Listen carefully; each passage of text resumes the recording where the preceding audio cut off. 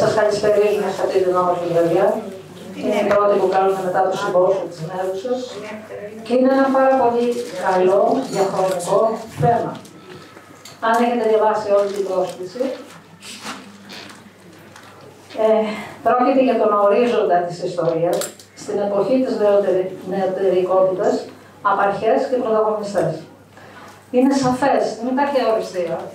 Είναι περιορισμένος ο χρόνος, στον οποίο θα αναφερθεί ο εκλεκτός καλεσμένος μας, ο κ. Θανάσης Χρήστου, ο οποίος θα σας διαβάσω το βιογραφικό του, για να ξέρουμε από ποιον άνθρωπο θα ακούσουμε αυτή την ανάλυση. Και φυσικά πρόκειται και περί διαλόγου. Εδώ ήρθαμε να κάνουμε συζήτηση, να πούμε τις απόψεις μας. Αυτά έγιναν τότε, πριν από αυτά τι έγινε και τώρα τι γίνεται. Εγώ θα διαβάσω στο τέλος για τον ορίζοντα του 2025 πώς να προσδιοριστεί η Ευρώπη και τι χρήματα έδωσε για να κάνουμε αυτή την ανάπτυξη.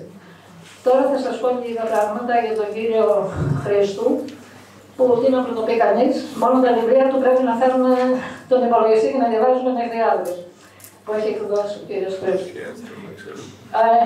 Ο κύριος Χρήστου είναι πρόεδρος του Τμήματος Ιστορίας, για όσους δεν ξέρουν. Είναι στην Καλαμάτα, στο Πανεπιστήμιο Καλαμάτας. Είναι καθηγητής νεότερης και σύγχρονης ιστορίας. Γεννήθηκε σε SPS της Θηβών. Σπούδασε νεότερη και σύγχρονη ιστορία στην Φιλοσοφική Σχολή του Πανεπιστημίου Θεσσαλονίκης, Μονάχου και Αθηνών. Το επίκεντρο των μελετών και των άρθρων του αποτελεί τη νεότερη και σύγχρονη ιστορία του ελληνικού κράτους από το 1830 μέχρι σήμερα.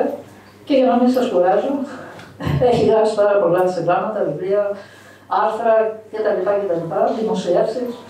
Και από το Σεπτέμβριο του 2004 διδάσκει ακόμα και σήμερα στο Πανεπιστήμιο του Λογισμού. Επειδή ήθελα να είμαι πολύ συνοπτική το ίδιο. Σας ευχαριστώ πολύ. Καλώς ήρθατε, καλώς ήρθατε. Καλά, να πάω από εκεί πίσω. Τουλάχιστον να έχουμε τη δυνατότητα να βλέπω και να επικοινωνώ καλύτερα με τους φίλους μας που έχουν όλοι πορείς και σε αυτή τη τσάτα.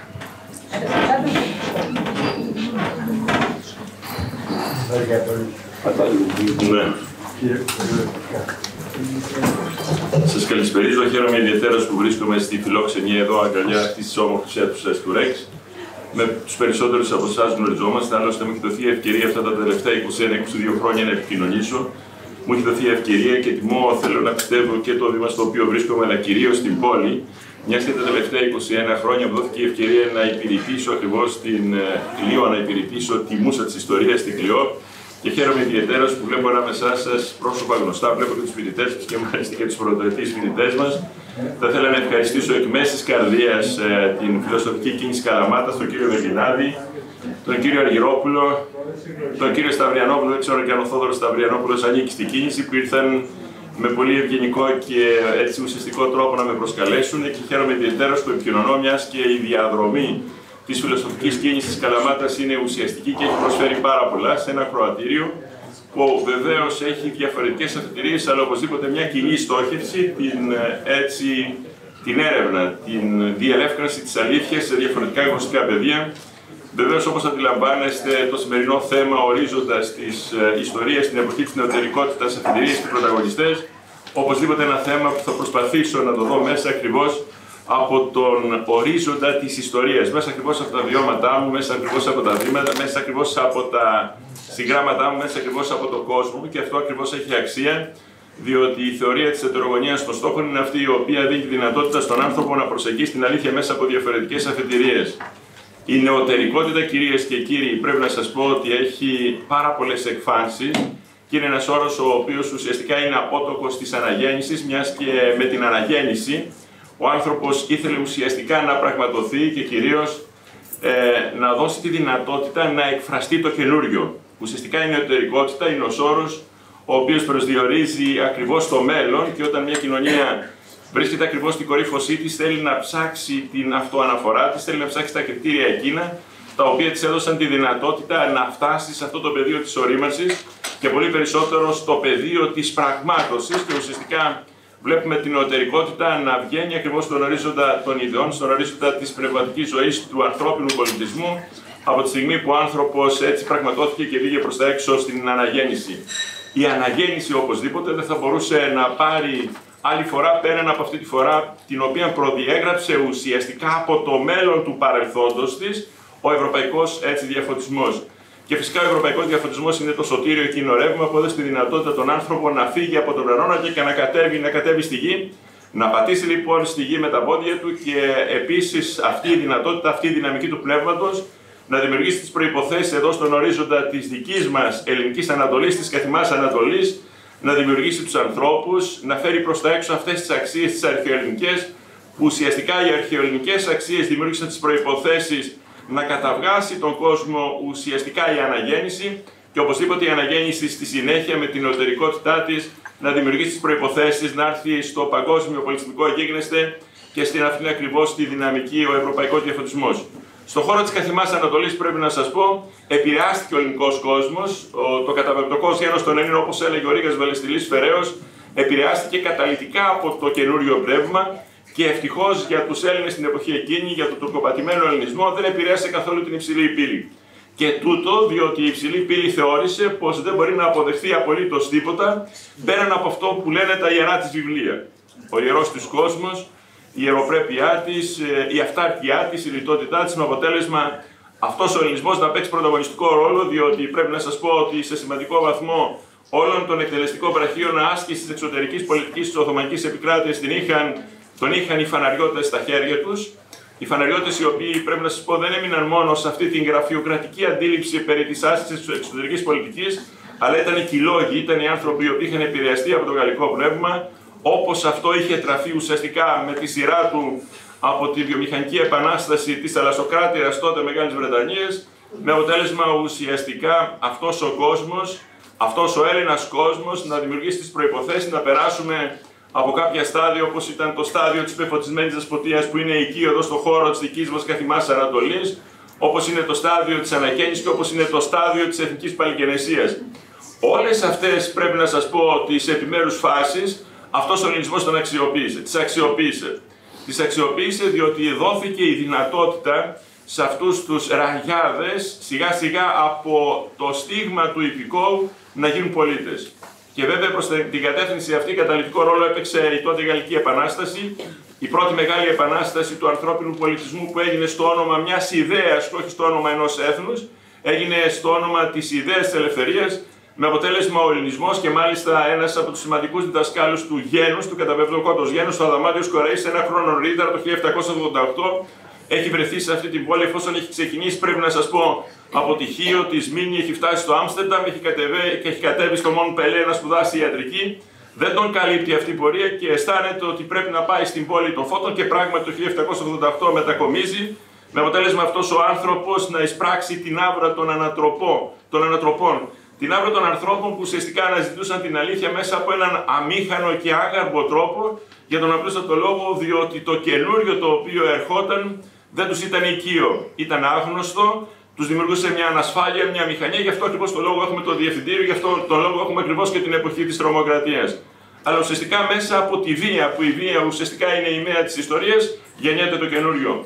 Με αποτέλεσμα αυτός ο σπουδαίος Έλληνας, ο οποίος προσπάθησε να δώσει το καλύτερο του εαυτό στον ελληνισμό, ο οποίος χαροπάλευε την εποχή εκείνη, μιας και είναι εισηγητής ότι η Επανάσταση του 1821 δεν πρέπει επουδενή να ξεσπάσει εκεί στον ορίζοντα της δεκαετίας του 1820, για τον απλούστατο λόγο ότι ο ελληνισμός δεν είναι όριμος, δεν έχει πνευματικά οριμάσει, προκειμένου να δημιουργήσει τις προϋποθέσεις να επαναστατήσει και αυτή η επανάσταση ουσιαστικά να είναι αποτελεσματική. Αυτός ο άνθρωπος λοιπόν, ο οποίος πιστεύει ότι ο ελληνισμός πρέπει να περιμένει τουλάχιστον για 50 χρόνια, είναι εκείνος ο διανοητής, ο σπουδαίος και μοναδικός λόγιος, ο οποίος μεταφράζει, ο οποίος επεξεργάζεται, γράφει τα προλεγόμενα στα έργα των αρχαίων Ελλήνων συγγραφέων και πιστεύει ότι η μεγάλη ανατροπή, πρέπει να σας πω, θα πρέπει να γίνει μέσα από τα γράμματα. Αυτός τελικά εργάζεται όσο κανείς άλλος για να πετύχει η Επανάσταση του 1821. Σας τα λέω επιτροχάδιν, διότι κυρίες και κύριοι, πρέπει να σας πω, οι νεωτερικότητες, η ταυτότητα της νεωτερικότητας, το ιδεολογικό αυτό σχήμα έχει διαφορετική μορφή και διαφορετικούς πρωταγωνιστές σε διαφορετικά γνωστικά πεδία. Με διαφορετικό τρόπο ορίζει η φιλοσοφία ή η θεολογία, αν θέλετε, την νεωτερικότητα. Την νεωτερικότητα η φιλοσοφία τη βλέπει ως μια απομείωση, ως μια κατεδάφιση, αν θέλετε, ουσιαστικά τις βεβαιότητες. Δεν υπάρχουν βεβαιότητες. Και ακριβώς σε αυτή την γοητευτική, πρέπει να σας πω, αφήγηση, μπορεί κανείς να βρει τον εαυτό του. Επομένως, η φιλοσοφία πιστεύει ότι η νεωτερικότητα, η οποία έρχεται από το μέλλον, είναι μια ανάγνωση του μέλλοντος, έχει σχέση με τις βεβαιότητες. Έχει σχέση με την αποδόμηση ακριβώς αυτής της νοηματοδότησης, με αποτέλεσμα, αν θα ήθελε κανείς να δει στη θεολογία αυτή την νεωτερικότητα, θα τη δει οπωσδήποτε στην κατάφαση μιας αποφατικής θεολογίας. Γι' αυτό σας υπενθυμίζω 100 χρόνια αργότερα, το 1907 στις 8 Σεπτέμβρη, έρχεται ο Πάπας, έρχεται το Βατικανό να συγκροτήσει μια εκύκλιο και έναν όρκο, τον οποίο έδιναν όσοι άνθρωποι ασχολούνται με τα ζητήματα της εκοσμικευμένης Εκκλησίας, όσοι ασχολούνται δηλαδή με το μηχανισμό της διοικούσας Εκκλησίας, πέρα από την υπαρκτική ανάγκη του ανθρώπου, ουσιαστικά να ψάξει αυτό το οποίο μέσα η ψυχούλα του θέλει. Από το 1907 έως το 1967 πρέπει να σας πω που έχουμε μια μεγάλη Βατικάνια στην έλευση. Έχουμε ακριβώς αυτό τον όρκο που θα πρέπει να δώσουν όλοι οι άνθρωποι οι οποίοι υπηρετούν σε αυτόν τον μηχανισμό. Βεβαίως έχουμε και στον χώρο της δικής μας καθημάς Ανατολής και στον χώρο της Ορθόδοξης Χριστιανοσύνης κάτι ανάλογο, αλλά αυτό είναι κάτι το οποίο θα πω στην πορεία της αφήγησής μου. Βεβαίως, αν θα ήθελε κανείς να δει την νεωτερικότητα στον χώρο, της κοινωνιολογίας, αν και η κοινωνιολογία είναι πολύ σύγχρονη, πρέπει να σας πω επιστήμη, έχουμε τον Κόμπτ, το 1902 με το περίφημο διδακτορικό του, που μιλάει ακριβώς για την προτεσταντική ηθική και το πνεύμα του καπιταλισμού, θα πρέπει να ορίσει κανείς την νεωτερικότητα με διαφορετικό τρόπο. Εάν θα ήθελε κανείς να προχωρήσει και σε άλλα πεδία, στα πεδία, της βιομηχανικής επανάστασης, της οικονομίας, της ανθρωπολογίας, αν θα ήθελε κανείς να δει τη ψυχολογία του βάθους, που προσπαθεί να αναιρέσει και ουσιαστικά να ανασυγκροτήσει με τα παλαιά υλικά ακριβώς αυτή τη ψυχολογία που έρχεται από το μέλλον, θα δει ουσιαστικά ότι η νεωτερικότητα έχει πάλι μια διαφορετική νοηματοδότηση. Και σας λέω όλες αυτές τις διαφορετικές ταυτότητες του όρου της νεωτερικότητας για να σας πω ότι όπως είναι πάρα πολύ δύσκολο να ορίσει κανείς τον όρο της ιστορίας, άλλο τόσο δύσκολο είναι να ορίσει και τον όρο της νεωτερικότητας. Επομένως, ανακεφαλαιώνοντας, για να μπορέσω να σας βοηθήσω με μια κωδικοποίηση, την οποία έκανα μέσα στο πέρασμα πολλών χρόνων μελέτης, διότι δεν έρχομαι, κυρίες και κύριοι, διαβάζοντας την τελευταία εβδομάδα, τις τελευταίες 10 μέρες, για να σας μιλήσω σχετικά με την νεωτερικότητα, αλλά έρχομαι ουσιαστικά με τη συσκευή ενός ανθρώπου, ο οποίος έχει παλέψει πάρα πολλά χρόνια, και αυτά τα πολλά χρόνια ουσιαστικά στοιχίζονται πίσω από αυτά τα 22 χρόνια που βρίσκομαι σε αυτή την όμορφη άκρη ή στο αυτό το όμορφο κέντρο εδώ στη μεσηνιακή πρωτεύουσα της Καλαμάτας, για να σας πω ότι αυτά τα έργα, αυτές οι έρευνες, αυτά τα συγγράμματα, αυτές οι μελέτες που εκπώνησα με πάρα πολύ κόπο αλλά και πάρα πολύ αγάπη και μεράκι, ουσιαστικά έρχονται για να νοηματοδοτήσουν και πολύ περισσότερο να στηρίξουν ακριβώς αυτά τα οποία σας λέω σήμερα, τα ζητήματα της νεωτερικότητας. Επομένως, η νεωτερικότητα είναι μια έννοια η οποία ορίζεται στα διαφορετικά γνωστιοθεωρητικά πεδία με διαφορετικό τρόπο, αλλά οπωσδήποτε έχει έναν κοινό τόπο. Και αυτός ο κοινός τόπος έχει σχέση ακριβώς με το καινούριο που θέλει ο άνθρωπος. Ο άνθρωπος επινόησε, πρέπει να σας πω, και ανέσυρε από το αρχαίο ελληνικό διανοητικό οπλοστάσιο τον όρο της ιστορίας, για τον απλούστατο λόγο, διότι μόνο μέσα από αυτό το σχήμα δημιουργεί τις δυνατότητες να συναντήσει το παρελθόν, το παρόν, και πολύ περισσότερο να εξετάσει την προβολή του στο μέλλον. Επομένως, αυτή η επινοητικότητα του αρχαίου ελληνικού κόσμου, αυτός ο τρόπος που ο σύγχρονος κόσμος προσπάθησε να νοηματοδοτήσει αυτές τις έννοιες, δεν θα πω στη διαδικασία να χρησιμοποιήσω ένα κατατιξί τεχνοήφος ή να σας πω όλους τους όρους της νεωτερικότητας, αλλά οπωσδήποτε θα προσπαθήσω να σας δώσω απτά, πολύ ουσιαστικά ιστορικά παραδείγματα και κυρίως παραδείγματα τα οποία ξέρετε, γνωρίζετε, έχετε ακούσει, για τον απλούστατο λόγο ότι ζούμε εδώ πέρα ακριβώς στο κέντρο, στον ευρωπαϊκό κέντρο της μεσηνιακής ενδοχώρας. Ξέρω ότι από αυτό το βήμα, κύριε Βεργινάτη, έχουν περάσει αξιόλογοι ομιλητές. Άλλωστε, μου έχει μιλήσει ο σεβαστός συνάδελφος, ο κύριος Νιάρχος, για αυτή τη φιλοσοφική κίνηση. Πριν από καμιά 20 χρόνια μου δόθηκε ευκαιρία, όταν συναντιόσασταν στο χώρο του Πανεπιστημίου, στο αμφιθέατρο, να μιλήσω. 20 χρόνια πίσω πάει βεβαίως με ένα πολύ εξειδικευμένο θέμα. 20 χρόνια μετά νομίζω ότι έχω τη δυνατότητα να στηρίξω αυτή την παρουσίαση μέσα ακριβώς από τις ιστορικές έρευνες. Επομένως, ξέρω ότι από το βήμα αυτό έχουν ακουστεί, έχουν μιλήσει πνευματικοί εργάτες οι οποίοι υπηρετούν γνωστικά αντικείμενα πολύ διαφορετικά και βλέπουν όχι μόνο τον όρο της νεωτερικότητας, αλλά και τον όρο της φιλοσοφίας, πρέπει να σας πω, και της ενατένισης της προσπάθειας αναζήτησης της αλήθειας που έχει ο άνθρωπος. Γι' αυτό ακριβώς το λόγο έρχομαι να στηρίξω και να δώσω επίσης μια ψηφίδα ακριβώς αυτής της νεωτερικότητας. Αυτής της σπουδαίας ταυτότητας, η οποία ελκύει τον άνθρωπο, αλλά ταυτόχρονα, και κυρίως θα το κάνω μέσα από ιστορικά παραδείγματα, αυτής της ταυτότητας πρέπει να σας πω που δημιουργεί αμηχανία στον άνθρωπο. μια μηχανία, μια ανασφάλεια, μια αβεβαιότητα. Με αποτέλεσμα σε αυτές τις προκλήσεις της νεωτερικότητας πρέπει να σας πω ότι ο άνθρωπος απαντά με πολύ χρηστικό τρόπο καταρχήν. Και ένα χρηστικό τρόπο που του δίνει τη δυνατότητα να ακινητοποιήσει την ανασφάλειά του και να είναι περισσότερο συγκροτημένος, περισσότερο συγκεκριμένος και λιγότερο ανασφαλής. Επομένως βλέπουμε στο απάβγασμα του 19ου αιώνα ότι όλες αυτές οι αναζητήσεις που σας περιέγραψα εντάχει, την αναζήτηση φερειπίν της πεφωτισμένης δεσποτείας, την αναζήτηση θα πρέπει να δει κανείς της ανακαίνησης και της εθνικής παλιγενεσίας που ουσιαστικά δημιουργεί τις προϋποθέσεις ο ελληνισμός να φτάσει ουσιαστικά στην Επανάσταση του 1821, όλες αυτές οι έννοιες, όλες αυτές οι βεβαιότητες εκβάλλουν χάριν της Γαλλικής Επανάστασης του 1789 σε αυτό το ζητούμενο που ήθελε ο ελληνικός κόσμος. Ένας ελληνικός κόσμος που ήθελε ουσιαστικά να δει να αποτινάσεται ο Οθωμανικός ζυγός. Ένας αλλογενής παράγοντας, ένα αλλογενές φύλλο το οποίο στρατοπεδεύει προσωρινά, όπως έλεγαν οι γραφές στην εποχή εκείνη, στον ευρωπαϊκό κόσμο και στον ευρωπαϊκό χώρο, και ο οποίος προσπαθεί να πείσει τους πάντες και μάλιστα στο πλαίσιο της διεθνούς διπλωματίας στην εποχή εκείνη ότι οι Έλληνες, οι Γρεκοί, οι καταποντισμένοι αυτοί οι πληθυσμοί, πρέπει να σου πω, δεν έχουν δικαίωμα στο να διεκδικήσουν μια ανεξάρτητη, αυτοτελή και αυτοδύναμη εθνική αιστεία. Δεν έχουν δικαίωμα δηλαδή να αποκτήσουν μέσα στον χώρο τους τη δική τους πατρίδα. Αυτό έλεγαν οι Οθωμανοί την εποχή εκείνη, και όταν πραγματικά πήγαιναν καλλιεργημένοι πρεσβευτές ευρωπαϊκών μεγάλων αλλά και μικρότερων δυνάμεων, πρέπει να σας πω, τους έλεγαν, απαντούσαν ότι αυτό ακριβώς είναι το έθιμό τους. Αυτό λέει η θρησκεία τους. Αυτό επιτάσσει ακριβώς η ομολογία τους. Αυτό γνώριζαν άλλωστε, τη γενοκτονία και μόνο, με αποτέλεσμα να ρέουν κρουνοί αίματος, άλικου ελληνικού αίματος στην εποχή εκείνη, και ο ελληνισμός πραγματικά να στενάζει, αλλά ταυτόχρονα να δημιουργεί τις προϋποθέσεις ότι θα πρέπει τελικά αυτό το αλλογενές φύλλο, θα πρέπει αυτός ο ανατολίτης εισβολέας, θα πρέπει ουσιαστικά να απομακρυνθεί εδώ από τις ελληνικές πατρίδες.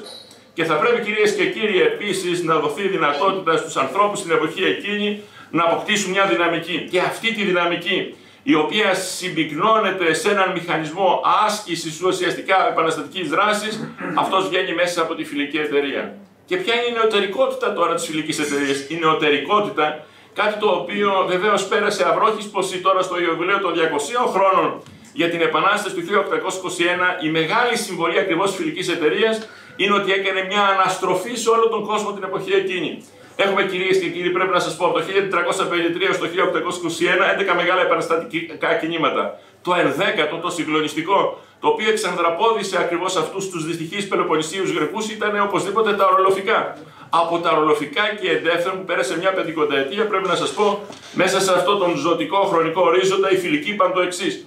Ότι από εδώ και στο εξής, αυτά τα 11 μεγάλα επαναστατικά κινήματα, στα οποία μπορεί κανείς να ανιχνεύσει το ρόλο πολύ μεγάλων δυνάμεων, να δει κανείς ακριβώς σε όλα αυτά ότι πίσω από όλες αυτές τις κινητοποιήσεις επαναστατικές υπάρχει μια μεγάλη ευρωπαϊκή δύναμη, η οποία έχει μια προτεραιότητα, έχει μια ιεράρχηση.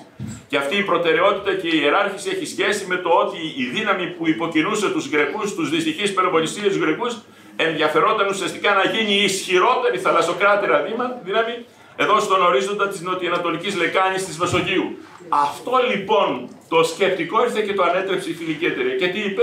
Ότι από εδώ και στο εξής, το έχει πει βεβαίως με το δικό του λόγιο και θυμόσοφο τρόπο ο γέρος του Μοριά στη διήγηση των συμβάντων της ελληνικής φυλής από το 1770 έως το 1837, λέγοντας ότι οτιδήποτε κάνουμε θα το κάνουμε μόνοι μας. Ήρθε λοιπόν η φιλική εταιρεία, η οποία προσπάθησε να αποφύγει τα λάθη των προηγούμενων μυστικών επαναστατικών ελληνικών οργανώσεων και είπε ότι από εδώ και στο εξής τι κάνουμε θα το κάνουμε μόνοι μας, επιδιώκοντας βεβαίως τη στρατηγική συμμαχία εκείνων των μεγάλων δυνάμεων, οι οποίες ουσιαστικά ενδιαφέρονται να έχουν σημαίνοντα ρόλο στην νοτιοανατολική λεκάνη της Μεσογείου. Αυτή, ξέρετε, η νεωτερικότητα δημιούργησε πάρα πολλές αντιστάσεις και πάρα πολλές τριβές, με αποτέλεσμα αυτό το αξιέπαινο εγχείρημα, το οποίο έφερε πραγματικά σε αίσιον πέρας ακριβώς όλη αυτή την επαναστατική προσπάθεια, έπαιξε προς αυτή την κατεύθυνση σημαντικό ρόλο το γεγονός ότι πλησίασε τους αξιότερους όλων των κοινωνικών τάξεων. Έφερε προσωπικότητες όπως ήταν λόγοι, όπως ήταν ο Άνθιμος Γαζής, όπως ήταν ο Παναγιώτης Ανεγνωστόπουλος, όπως ήταν βεβαίως και ο Παπαφλέσσας, ο εθνεγέρτης, ο σπουδαιμετικός αυτός, ο μπουρλοτιέρης των ψυχών, στον οποίο οφείλουμε πάρα πολύ. Μου είπε ο κύριος, πραγματικά, ο κύριος Κουνιάδος μπαίνοντας, ποιος είναι αυτός ο οποίος ξεκίνησε την Επανάσταση και ουσιαστικά με το αίμα του προσπάθησε να επανενώσει στη ψυχή των Ελλήνων το ραγισμένο γυαλί. Στις ψυχές των εμφυλιοπολεμού των Ελλήνων, και ήταν ο Παπαφλέσσας, για να δει ακριβώς ότι κατάφερε να προσελκύσει, να προσετεριστεί, να φέρει στις τάξεις της και τον Θεόδωρο Κολοκοτρώνη. Σας τα λέω λοιπόν ότι κάθε φορά το καινούριο που έρχεται από το μέλλον τρομάζει τον άνθρωπο. Υπάρχουν αντιστάσεις και αν θα ήθελε κανείς να πει ότι πρέπει ουσιαστικά να παραδίδει στο πύρτο εξώτερον αυτούς οι οποίοι αντιδρούν, όχι. Για τον απλούστατο λόγο, διότι αυτή είναι η μεγάλη αντίφαση και αυτή είναι η μεγάλη επιτυχία, πρέπει να σας πω, του κινήματος. Γιατί? Γιατί το κίνημα της νεωτερικότητας ουσιαστικά προσεγγίζει, προσετερίζεται το παλαιό. Γίνεται με παλαιά υλικά. Και τα παλαιά υλικά πότε μπαίνουν πάλι σε αυτή τη δυναμική της εκ νέου επεξεργασίας μιας καινούργιας ιδεολογίας? Από τη στιγμή που αυτά τα υλικά είναι ανθεκτικά. Από τη στιγμή που αυτά τα υλικά έχουν κάτι σημαντικό, έχουν μια αλήθεια μέσα τους, και όταν έρχονται αυτοί οι δημεγέρτες και όταν έρχεται ακριβώς αυτή η πνοή του καινούριου που συνεπέρνει τα πάντα στο διάβα της, δημιουργεί ακριβώς τη σύνθεση. Διότι σκεφτείτε την εποχή εκείνη, να σας φέρω ένα άλλο παράδειγμα, τον Αδαμάντιο Κοραή, που είπε ότι και προσέλκυσε πάρα πολλούς λόγους. Ουσιαστικά προσέγγισε το 2% της νομοκατεστημένης ελίτ των Ελλήνων διανοητών και είπε ότι δεν πρέπει να γίνει επανάσταση. Και όμως αυτός ο άνθρωπος, ο Αδαμάντιος Κοραής, αν τον είχαμε ρίξει στο πύρτο εξώτερο την εποχή εκείνη, έκανε τη μεγάλη υπέρβαση και πολέμησε όσο κανείς άλλοτε, προκειμένου να πετύχει η επανάσταση του 1821. Αλλά τελικά τι γίνεται, κυρίες και κύριοι, μέσα στην ιστορία, μέσα κυριολεκτικά στο διάβα της ζωής, διότι ουσιαστικά τι είναι η ιστορία? Η ιστορία είναι η μελέτη του παρόντος. Αυτού που έχει ανάγκη ο άνθρωπος σήμερα, με τη βοήθεια γεγονότων που ανήκουν στο παρελθόν. Και έρχεται ακριβώς ο πολύς ο κόσμος και λέει ότι η επανάσταση θα γίνει εδώ και τώρα. Και αξιοποιεί, χωρίς να το ξέρει, αυτόν τον πόλεμο που γίνεται μέσα στα βάθη της αχανούς Οθωμανικής επικράτειας στην εποχή εκείνη. Διότι υπάρχει ένας σκληρός, ένας πολυέμακτος Ιρανο-Οθωμανικός πόλεμος στην εποχή εκείνη, τον οποίο αγρούμε. Αλλά υπήρχε την εποχή εκείνη και δημιουργούσε τις προϋποθέσεις ουσιαστικά να πετύχει η επανάσταση του 1821. Και υπήρχαν επίσης και ένα άλλο μέγεθος, αυτοί οι Έλληνες, οι οποίοι έφυγαν, ξέρετε, με τυχοδιοκτικό τρόπο, αυτοί οι οποίοι σαν πειρατές αλλά και κουρσάροι, οι οποίοι δημιούργησαν πραγματικά με την αξιοσύνη τους και οι οποίοι δεν εγκλημάτισαν. Είναι φοβερό να βλέπει κανείς από αυτές τις νομοκατεστημένες ελίτ, τις μάχημες, τις ρυψοκίνδυνες, τις ελίτ ουσιαστικά που θέλουν την ανατροπή στην καθημερινότητά τους, ουσιαστικά αυτοί να παίζουν σημαντικό ρόλο, διότι στη συνέχεια αυτοί μεταπλάθονται σε ισχυρές οικονομικές αυτοκρατορίες. Για σκεφτείτε, να μην είχαμε αυτές τις δυνάμεις και γίνονται έμποροι. Και δεν σταματάνε μόνο σε αυτό το επίπεδο να είναι έμποροι, αλλά γίνονται και λόγοι. Είναι πολύ σπουδαίοι και καταφέρουν ακριβώς στο μετέχμιο του 19ου αιώνα αυτοί οι έμποροι λόγοι, παρακαλώ, να θυμώνται αφενός τους αδελφούς που έχουν μείνει στην τουρκοπατημένη Ανατολή και ουσιαστικά να υιοθετούν την τεχνολογία του μέλλοντος. Και ποια είναι η τεχνολογία του μέλλοντος? Η τεχνολογία του μέλλοντος, κυρίες και κύριοι, την εποχή εκείνη ταυτίζεται με την τυπογραφία, ταυτίζεται με την ενημέρωση, ταυτίζεται με τις εφημερίδες. Ανήμερα των Χριστουγέννων του 1790 εκδίδεται στη Βιέννη η Εφημερής, η πρώτη ελληνική εφημερίδα. Και λίγα χρόνια νωρίτερα έχουμε την πρώτη εφημερίδα στην παγκόσμια κοινωνία που εκδίδεται πάλι ανήμερα των Χριστουγέννων στο Παρίσι το 1777. Για σκεφτείτε αυτά τα μεγέθη. Βλέπω εδώ τον σεβαστό φίλο, τον κύριο Πρεδήμο, ο οποίος βγάζει μια ωραία εφημερίδα και από καιρού εις καιρών μας φιλοξενεί. Αλλά βλέπω και άλλους, γιατί λίγο πολύ όλους σας γνωρίζω. Για σκεφτείτε λοιπόν όλες αυτές τις διεργασίες. Σκεφτείτε ακριβώς μπροστά στην πρόκληση, μπροστά στο ότι οι άνθρωποι αισθάνονταν μια αβεβαιότητα, μια ανασφάλεια, αυτούς τους φορείς, αυτούς τους πρωταγωνιστές, αυτούς τους ουσιαστικά τους πρωτολάτες, να είχαμε έναν τρόπο να τους αγκινητοποιήσουμε και να τους ρίξουμε στο πύρτο εξώτερο. Αλλά δεν έχουμε μόνο νεωτερικότητα στις απαρχές του 19ου αιώνα. Σας ανέφερα αυτό το παράδειγμα, κυρίες και κύριοι, γιατί έχω πλήρη επίγνωση σε ποιο κοινό απευθύνομαι για να σας πω ότι έχουμε και άλλες νεωτερικότητες που έχουν σχέση με την ίδρυση του πρώτου ανεξάρτητου αυτοδύναμου και ελληνικού κράτους. Ξέρετε πώς οι Έλληνες πίστευαν στις παραμονές της Επανάστασης του 1821. Σας ανέφερα, πρέπει να σας πω, 11 μεγάλα επαναστατικά κινήματα από το 1452 στο 1821. Ξέρετε πόσα μικρότερα επαναστατικά κινήματα? Υπήρχε ένας σπουδαίος καθηγητής, ο Απόστολος Βακαλόπουλος, ο οποίος έγραψε ένα 8άτομο έργο, την ιστορία του ελληνισμού, που πιστεύω θα χρειαστούν άλλα 100 χρόνια για να ξεπεραστεί.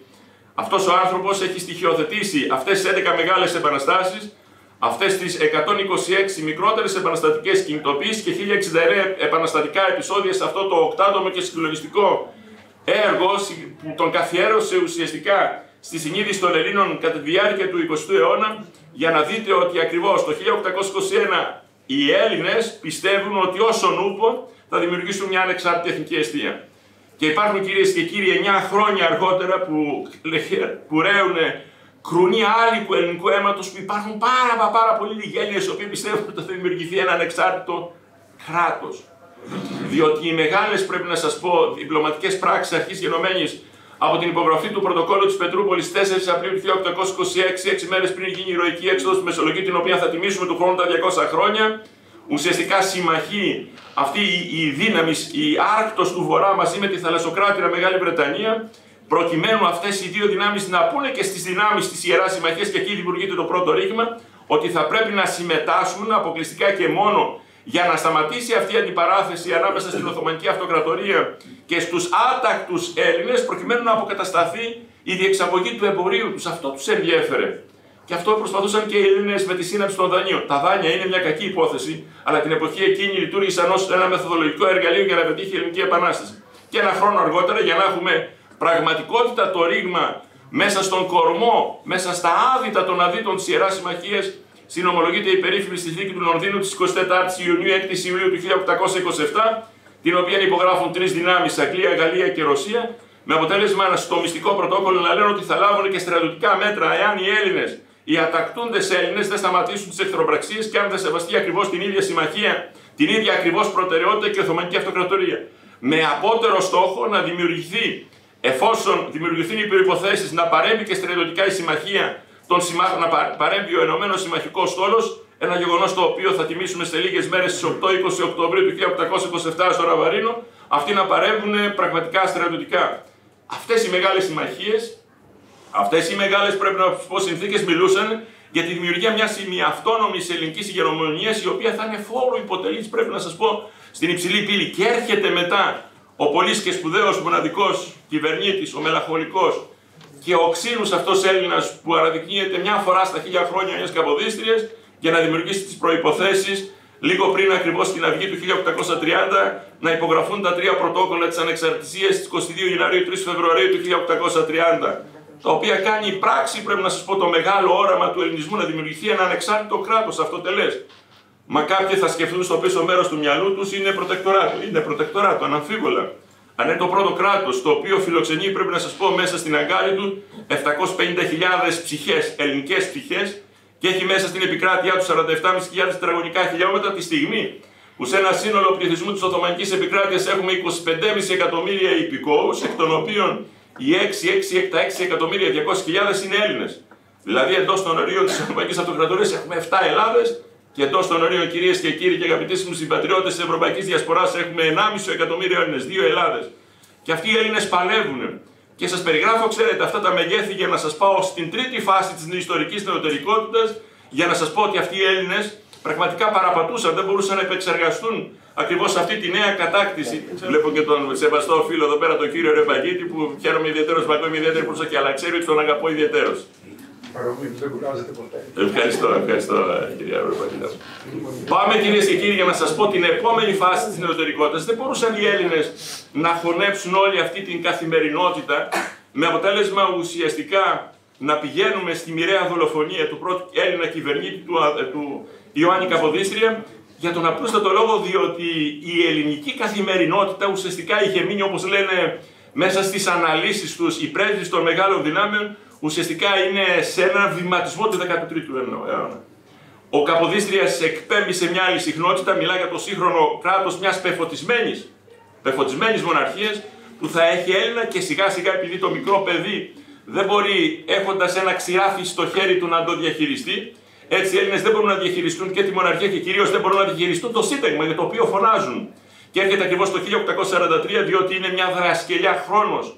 1830, 1831, 27 Σεπτέμβρη, 9 Οκτώβρη του 1831, που δολοφονήθηκε έξω από τον Ιερό Ναό του Αγίου Σπυρίδωνο στον Ναύπλιο, μέχρι να φτάσουν στο κίνημα της 3ης Σεπτεμβρίου του 1843, που τελικά πετυχαίνουμε να έχουμε ένα σύνταγμα. Ένα σύνταγμα το οποίο δεν πολύ καταλαβαίνουμε, και ένα σύνταγμα, πρέπει να σας πω, που έχει περάσει μέσα από την κρυσάρα της δημιουργίας ακριβώς του πρώτου πανεπιστημίου. Του πρώτου Πανεπιστημίου Αθηνών, του Οθόνιον ή Οθονικού, και όπως έλεγαν οι σκητσογράφοι της εποχής εκείνης, του Κοθόνιον ή Κοθονικού Πανεπιστημίου, με αποτέλεσμα ουσιαστικά αυτό να δώσει τη δυνατότητα να νοηματοδοτήσουμε λιγάκι ως κάποιο βαθμό αυτή τη νεωτερικότητα που έρχεται με το Σύνταγμα. Και έχουμε τελικά το πρώτο σύνταγμα του ελληνικού κράτους. Είναι ένα ερώτημα το οποίο πολλές φορές, ερώτημα παγίδα που βάζει στις πανελλαδικές εξετάσεις, διότι με έναν τεχνίεντα τρόπο παραπλανούσαν τους εξεταζόμενους λέγοντας οι εθνοσυνελεύσεις και τα συντάγματα του αγώνα, που έχουμε 7 εθνοσυνελεύσεις, 3 συντάγματα, με το πρώτο σύνταγμα του ελληνικού κράτους που ουσιαστικά συνομολογείται και υπογράφεται στις 18 Μαρτίου του 1844, και τότε πρέπει να σας πω έχουμε μια νεωτερικότητα η οποία καταβγάζει τον ελληνισμό και τον οποίο απασχολεί για έναν αιώνα. Ποιος είναι αυτός ο αιώνας και ποια είναι αυτή η νεωτερικότητα, κυρίες και κύριοι? Είναι η νεωτερικότητα της μεγάλης ταύτης ιδέας κοινωνή γενόμενη. Είναι αυτό το οποίο είπε, πρέπει να σας πω, ξεκίνησαν την Εθνοσυνέλευση στις 8 Νοεμβρίου του 1843 και φώναζαν όλοι να έρθει οπωσδήποτε ο Ιωάννης Κολέτης, που ήταν ο Έλληνας πρέσβης, ξέρω εγώ, στο Παρίσι, και ο Αλέξανδρος Μαυροκορδάτος, ο οποίος είχε περάσει από το Βερολίνο και ήταν στην Κωνσταντινούπολη, να έρθουν, γιατί δεν μπορούσαν ουσιαστικά να διαχειριστούν αυτό το οποίο ήθελαν να φτιάξουν. Και τότε στις 14 Ιανουαρίου του 1844 βγαίνει ο προφιερέας ουσιαστικά του ρουσφετιού και της διαπλοκής, ο Ιωάννης Κολέτης, ο σπουδαίος αυτός πολιτικός άντρας. Θα μου πείτε, κύριε Χρήστου, πώς το ονομάζετε τον ιεροφάντη της δολιοπλοκής? Δηλαδή θεωρείτε τη δολιοπλοκία ως εθνικό προσόν? Ναι, κυρίες και κύριοι, με το χέρι στην καρδιά σας το λέω, και είναι και ο πρώτος κοινοβουλευτικά εκλεγμένος πρωθυπουργός του ελληνικού κράτους. Είναι ο άνθρωπος ο οποίος στην περίφημη του αγόρευση 14 Ιανουαρίου του 1844, εκφράζοντας ακριβώς τις μύχιες προσδοκίες όλων των Ελλήνων, πιστεύει ότι και οι αυτόχθονες και οι ετερόχθονες είναι ουσιαστικά Έλληνες, είναι οι πατριώτες, είναι η ψυχή όλων των Ελλήνων. Κάνει τη μεγάλη υπέρβαση και πολλοί αναρωτιούνται γιατί κάνει αυτός ο άνθρωπος, ο φαύλος πολιτικός άντρας, κάνει την υπέρβαση. Μα για τον απλούστατο λόγο, διότι αν πηγαίνετε στο σπίτι του και το σπίτι του είναι στην κεντρική αγορά της Αθήνας, που είναι ένα ωραίο κλασικό που στεγάζεται η εφορία νεωτέρων μνήμη του Υπουργείου Πολιτισμού σήμερα, θα διαπιστώσετε ότι οι ροές των ανθρώπων έφταναν μέχρι κάτω εκεί που είναι σήμερα ο σταθμός του Θησίου. Αυτός ο άνθρωπος είχε καταφέρει με την ενσυναίσθηση και την οξυδέρκεια που είχε, ακριβώς είχε εχνηλατήσει όλες τις γκρίζες ζώνες της ψυχής των Ελλήνων, οι οποίοι πήγαιναν εκεί για να ζητήσουν ρουσφέτη. Αυτός ο άνθρωπος αποτύπωσε με τη μοναδική οξύνια ακριβώς αυτό το οποίο ήθελε ο ελληνισμός και το οποίο διατύπωσε ένα δόγμα της εθνικής στρατηγικής που ουσιαστικά τάφηκε, λένε οι νεότεροι, οι ιστορικοί της σύγχρονης ιστορίας, στα κράσπεδα, τα δυτικομικροσιατικά παράλια της Σμύρνης, διότι ουσιαστικά αυτό ήταν το επίσημο δόγμα, το μόνο και το πρώτο και μοναδικό εθνικό δόγμα που είχε ο ελληνισμός για 100 ολόκληρα χρόνια. Επομένως, ο Ιωάννης Κολέτης δημιουργεί ακριβώς τις προϋποθέσεις μιας άλλης νεωτερικότητας, και σας τα αναφέρω γιατί υποσχέθηκα και στον κύριο Μπεργινάδη, ο οποίος με πολύ ευγενικό τρόπο με επισκέφθηκε μαζί με τον κύριο Αργυρόπουλο και τον φίλο μου τον Θόδωρο του Σταυριανόπουλο πριν από λίγες μέρες, για να μιλήσουμε για τη σημερινή διάλεξη, με αποτέλεσμα να θέλω να σας μιλήσω για αυτές τις νεωτερικότητες μέσα ακριβώς από ιστορικά στοιχεία. Και μάκρυνε ο ορίζοντας, αυτός ο ορίζοντας ο οποίος τι ήθελε βασικά? Να ενσωματωθούν, όπως σας είπα, αυτά τα 6 εκατομμύρια λίτρωτοι Έλληνες, οι οποίοι επιθυμούσαν διακαώς να έχουν εμπορικές σχέσεις. Με την Ελλάδα δεν είχαν εμπορικές σχέσεις, τους απαγόρευαν, πρέπει να σας πω, οι Τούρκοι για να έχουμε εμπορικές σχέσεις. Και τότε εμφανίστηκε μια άλλη μεγάλη απειλή στον ορίζοντα αυτής της νεωτερικότητας, την οποία κατάλαβαν λίγοι άνθρωποι. Και ποια είναι αυτή η νεωτερικότητα, η οποία τραυμάτισε, πιστεύω, τον εθνικό ορίζοντα και είχε οικονομικά συμφέροντα, μόνο που οι Έλληνες δεν μπορούσαν να καταλάβουν? Είναι η περίφημη θεωρία των σταγονιδίων, η περίφημη θεωρία του Γιάκοπ Φίλιπ Παλμεράιρ, η οποία διατυπώθηκε το 1842 περί της επικοίσεως σλαβικών τεινόφυλων, η οποία είχε οικονομικά κίνητρα, την οποία δεν μπορούσαν να καταλάβουν οι πολλοί Έλληνες. Και ποιος την κατάλαβε και ποιος το απάντησε? Να απάντησε ένας σπουδαίος Έλληνας, ο οποίος ανήκε στο Γαλλικό Κόμμα και ήταν ο γραφιάς των πρακτικών της δίκης του Θεόδωρου Κολοκοτρώνη από τις 24 Απριλίου μέχρι τις 25 Μαΐου του 1834, ο πολύς και σπουδαίος Κωνσταντίνος Παπαρηγόπουλος, ο οποίος ήταν αυτοδίδακτος, ο οποίος δεν είχε κανέναν ακαδημαϊκό τίτλο. Ναι, κυρίες και κύριοι, ο εθνικός μας ιστορικός δεν είχε κανέναν ακαδημαϊκό τίτλο από το δημοτικό μέχρι το πανεπιστήμιο, μέχρι το διδακτορικό του. Και αυτός ο οποίος του εξασφάλισε η ναψένησε, όπως λένε οι πηγές, εν τη απουσία του όλους τους ακαδημαϊκούς τίτλους, δεν ήταν άλλος από τον Κωνσταντίνο Σκινά, τον φαναριώτη αυτόν, ο οποίος ουσιαστικά 1801-1857 που είχα τη τιμή πριν από 40 περίπου χρόνια να το πάρω ως θέμα και να εκπονήσω το διδακτορικό μου, την πρώτη μελέτη και το πρώτο βιβλίο που έβγαλα. Ο άνθρωπος ο οποίος, γιατί τον επέλεξα? Γιατί είχα ένα ερώτημα στην παιδική μου ψυχή.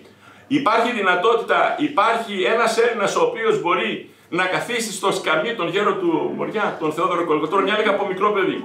Αυτόν τον άνθρωπο επέλεξα, κυρίες και κύριοι, για να τον παρουσιάσει, για να καταλάβω ακριβώς τι γινόταν μέσα στη ψυχή του για να είναι ο Υπουργός Δικαιοσύνης όταν που πήγε, θα θυμάστε αυτή τη θηλυκή, όλες τις δύο αυτές θρυλικές ταινίες, πρέπει να σας πω, του ελληνικού κινηματογράφου, που έχουμε τη δίκη του Κολοκοτρώνη αλλά και τη δίκη των δικαστών, όπου πηγαίνει ο Κωνσταντίνος Σχοινάς ως Υπουργός Δικαιοσύνης να μεταφέρει αυτούς τους δύο σπουδαίους δικαστές, κύριε Αεροπαγίτα, που τους ξέρετε πάρα πολύ καλά αυτούς, να τους φέρει ακριβώς δια της βίας για να υπογράψουν την ετυμηγορία δύστης θάνατον στις 26 Μαΐου του 1834, για την οποία μάλιστα αγόρασαν και γκιλοτίνα. Το ελληνικό κράτος βρήκε ένα κονδύλι για να αγοράσει από το Παρίσι γκιλοτίνα και να φέρει ακριβώς και τους δημίους οι οποίοι θα αποκεφάλιζαν το γέρο του Μωρία. Δηλαδή ποιον, την ψυχή του καταπεπεκόντος γένους. Αυτόν λοιπόν, αυτός ο άνθρωπος, για να δείτε πώς γυρίζει πάλι η ιστορία, έγινε φίλος τελικά με τον Θεόδωρο Κολοκοτρώνη και αυτός ο άνθρωπος, πρέπει να σας πω, σκέφτηκε, κατάλαβε ότι σε έναν εξωχωρίτη, ο οποίος ήταν δαιμόνιος και μοναδικός, ο οποίος διέθετε ένα σπάνιο μυαλό, θα έπρεπε να τον βοηθήσει. Προσπαθούσε ο Κωνσταντίνος Παπαρηγόπουλος να γίνει καθηγητής. Πήγε ακόμα και στην θεολογική σχολή να γίνει καθηγητής, ήρθε τελικά στη φιλοσοφική σχολή, όπου είχε και την φυσικομαθηματική σχολή μέσα στα ωριά της, η φιλοσοφική σχολή την εποχή εκείνη, και του έδωσε ο Κωνσταντίνος Σχοινάς στην έδρα και εξασφάλισε από το Πανεπιστήμιο του Μονάχου, από το Λουδοβίκιο Μαξιμιλιάνιο Πανεπιστήμιο του Μονάχου, όλους τους ακαδημαϊκούς τίτλους μέχρι το διδακτορικό. Για να γίνει τελικά καθηγητής ο Κωνσταντίνος Παπαρηγόπουλος, μια άλλη νεωτερικότητα, μια άλλη ταυτότητα, και να παλέψει αυτός ο άνθρωπος, πρέπει να σας πω, για να γράψει, να απαντήσει. Γιατί κατάλαβε, για σκεφτείτε το, δεν υπήρχαν τόσοι λόγοι την εποχή, και όμως κατάλαβε ακριβώς αυτό, χωρίς να έχει όλα τα στοιχεία στη φαρέτρα του. Διότι σήμερα έχουμε όλα τα στοιχεία στη φαρέτρα μας και ξέρουμε ότι υπήρχαν συγκεκριμένα οικονομικά κίνητρα και συμφέροντα την εποχή εκείνη που οδήγησαν ακριβώς σε αυτόν τον αυτοδίδακτο Φάλμεράι να διατυπώσει τη θεωρία του, στην οποία πάλι ένας αυτοδίδακτος, ο πρώτος αρχαιολόγος, ο Κυριακός Πιτάκης, προσπάθησε να τον παραπλανήσει.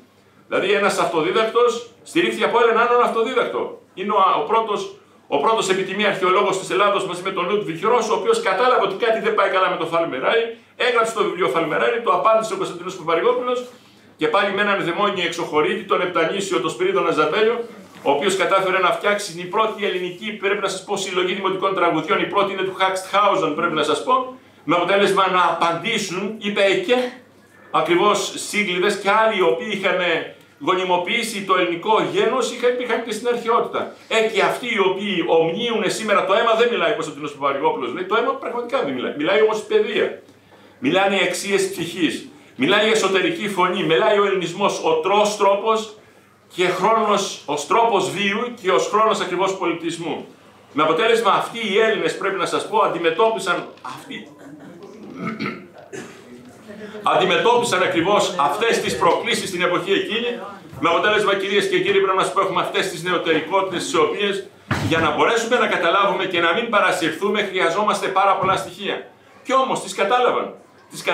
Τις κατάλαβε ο αυτοδίδακτος Κυριακός Πιτάκης και τις κατάλαβε και ο αυτοδίδακτος, ο μη έχουν κανέναν ακαδημαϊκό τίτλο, Κωνσταντίνος Παπαρηγόπουλος, ο οποίος κατάφερε τελικά να γίνει ο εθνικός μας ιστοριογράφος. Ο εθνικός μας ιστορικός πέθανε το 1891, αλλά υπήρχε και αντίλογος. Αν με ρωτάτε σήμερα, βεβαίως και υπήρχε αντίλογος.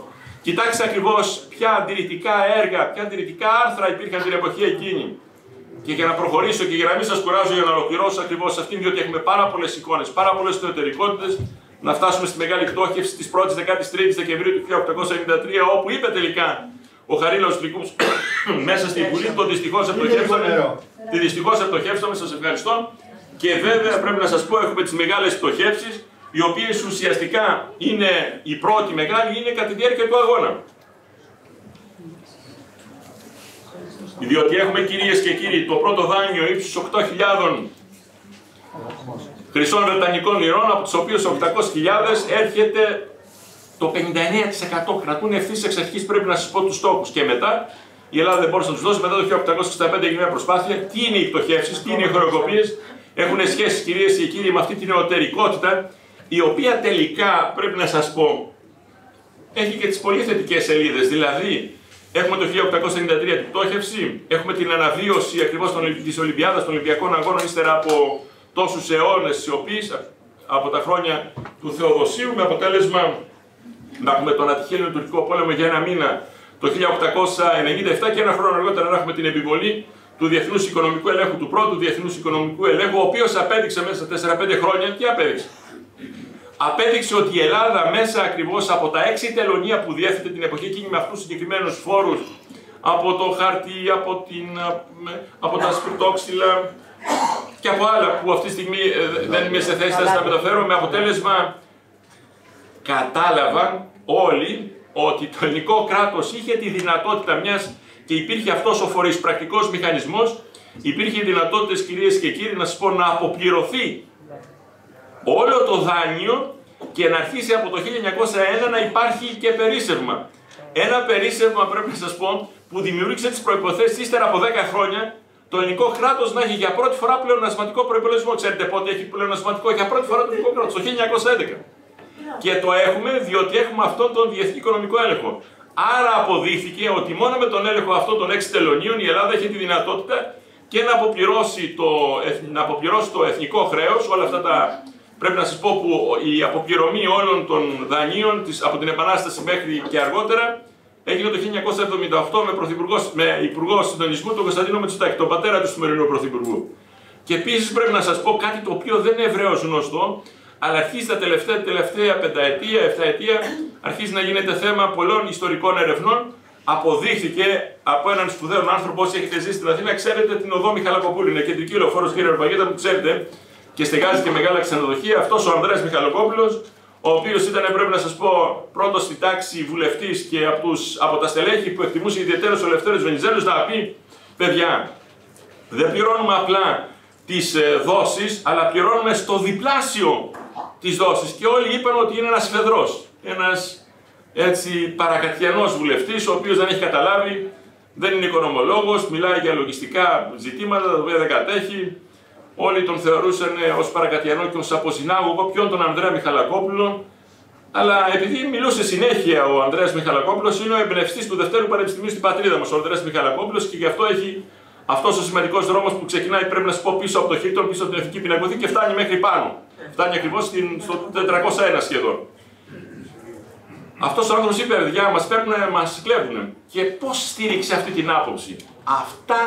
Αυτές οι τοκοχρεωτικές δόσεις δεν πήγαιναν κατευθείαν, μετατρέπονταν από τις ελληνικές χρυσές δραχμές που είμαστε υποχρεωμένοι να καταβάλουμε στους ξένους δανειστές, διότι όταν τελείωσε ο ατυχής ελληνοτουρκικός πόλεμος του 1897, δεν άρχισαν να συνομιλούν με το ελληνικό κράτος, με το επίσημο ελληνικό κράτος, πρέπει να σας πω, οι εκπρόσωποι των ξένων τραπεζιτικών οίκων, όπως τον Χάμπρο και οι άλλοι κτλ. Αλλά οι εκπρόσωποι των 6 μεγάλων δυνάμεων για λογαριασμό αυτών των μεγάλων τραπεζιτικών οίκων, προσέχετε. Γιατί μετέτρεπαν πρώτα τις ελληνικές χρυσές δραχμές, πρέπει να σας πω, πρώτα σε δολάριο, μετά το μετέτρεπαν σε χρυσό και κατόπιν σε γαλλικό φράγκο. Με αποτέλεσμα αυτές τις μετατροπές η δόση να διπλασιάζεται. Ύστερα λοιπόν από αυτό που άρχισαν να το καταλαβαίνουν, άρχισαν να λένε: δεν είναι τόσο πραγματικά φεδρός ο Ανδρέας Μιχαλακόπουλος. Κατάλαβαν ότι κάτι γίνεται. Μπήκαν λογιστές, άνθρωποι, κατάλαβαν. Και προσέφηκε, πρέπει να σας πω και κάτι που δεν είναι ευρέως γνωστός, μιας θυμηθήκαμε και με αυτό θα τελειώσω για να φτάσω στην νεωτερικότητα του 20ου αιώνα επιγραμματικά. Να σας πω ότι μετά τη μικρασιατική καταστροφή, και ενώ η Ελλάδα επιγότανε, έκοψε, ξέρετε, με τον Πρωτοπαπαδάκη το νόμισμα στα 2, με το ψαλίδι, επιγόμασταν για δάνεια για να μπορέσουμε να χρηματοδοτήσουμε όλη αυτή την κατάσταση στην εσωτερική οικονομία και το μέτωπο στη Μικρά Ασία. Και ζητήσαμε επίσημα από την Κοινωνία των Εθνών. Υπάρχει Κοινωνία των Εθνών από το 1919 και πραγματικά δικαιωνόμαστε από την Κοινωνία των Εθνών, αλλά ουδέποτε, πρέπει να σας πω, εισπράξαμε αυτά από το 1898 μέχρι το 1924-25. Ποτέ δεν μας τα έδωσαν πίσω, αλλά αυτά δημιουργήθηκαν διότι δεν υπάρχει απόλυτο κακό στη ζωή μας. Δημιούργησαν τις προϋποθέσεις να μας δώσει ακριβώς η περίφημη ΕΑΜ, η περίφημη Επιτροπή Αποκατάστασης Προσφύγων, τα πρώτα δάνεια για να αντιμετωπιστεί ακριβώς και η αγροτική αλλά και η αστική αποκατάσταση των μικρασιατών προσφύγων που γονιμοποίησαν το ελληνικό κράτος μετά το 1922. Κυρίες και κύριοι, έχουμε πολλές νεωτερικότητες και διάρκεια του 20ου αιώνα.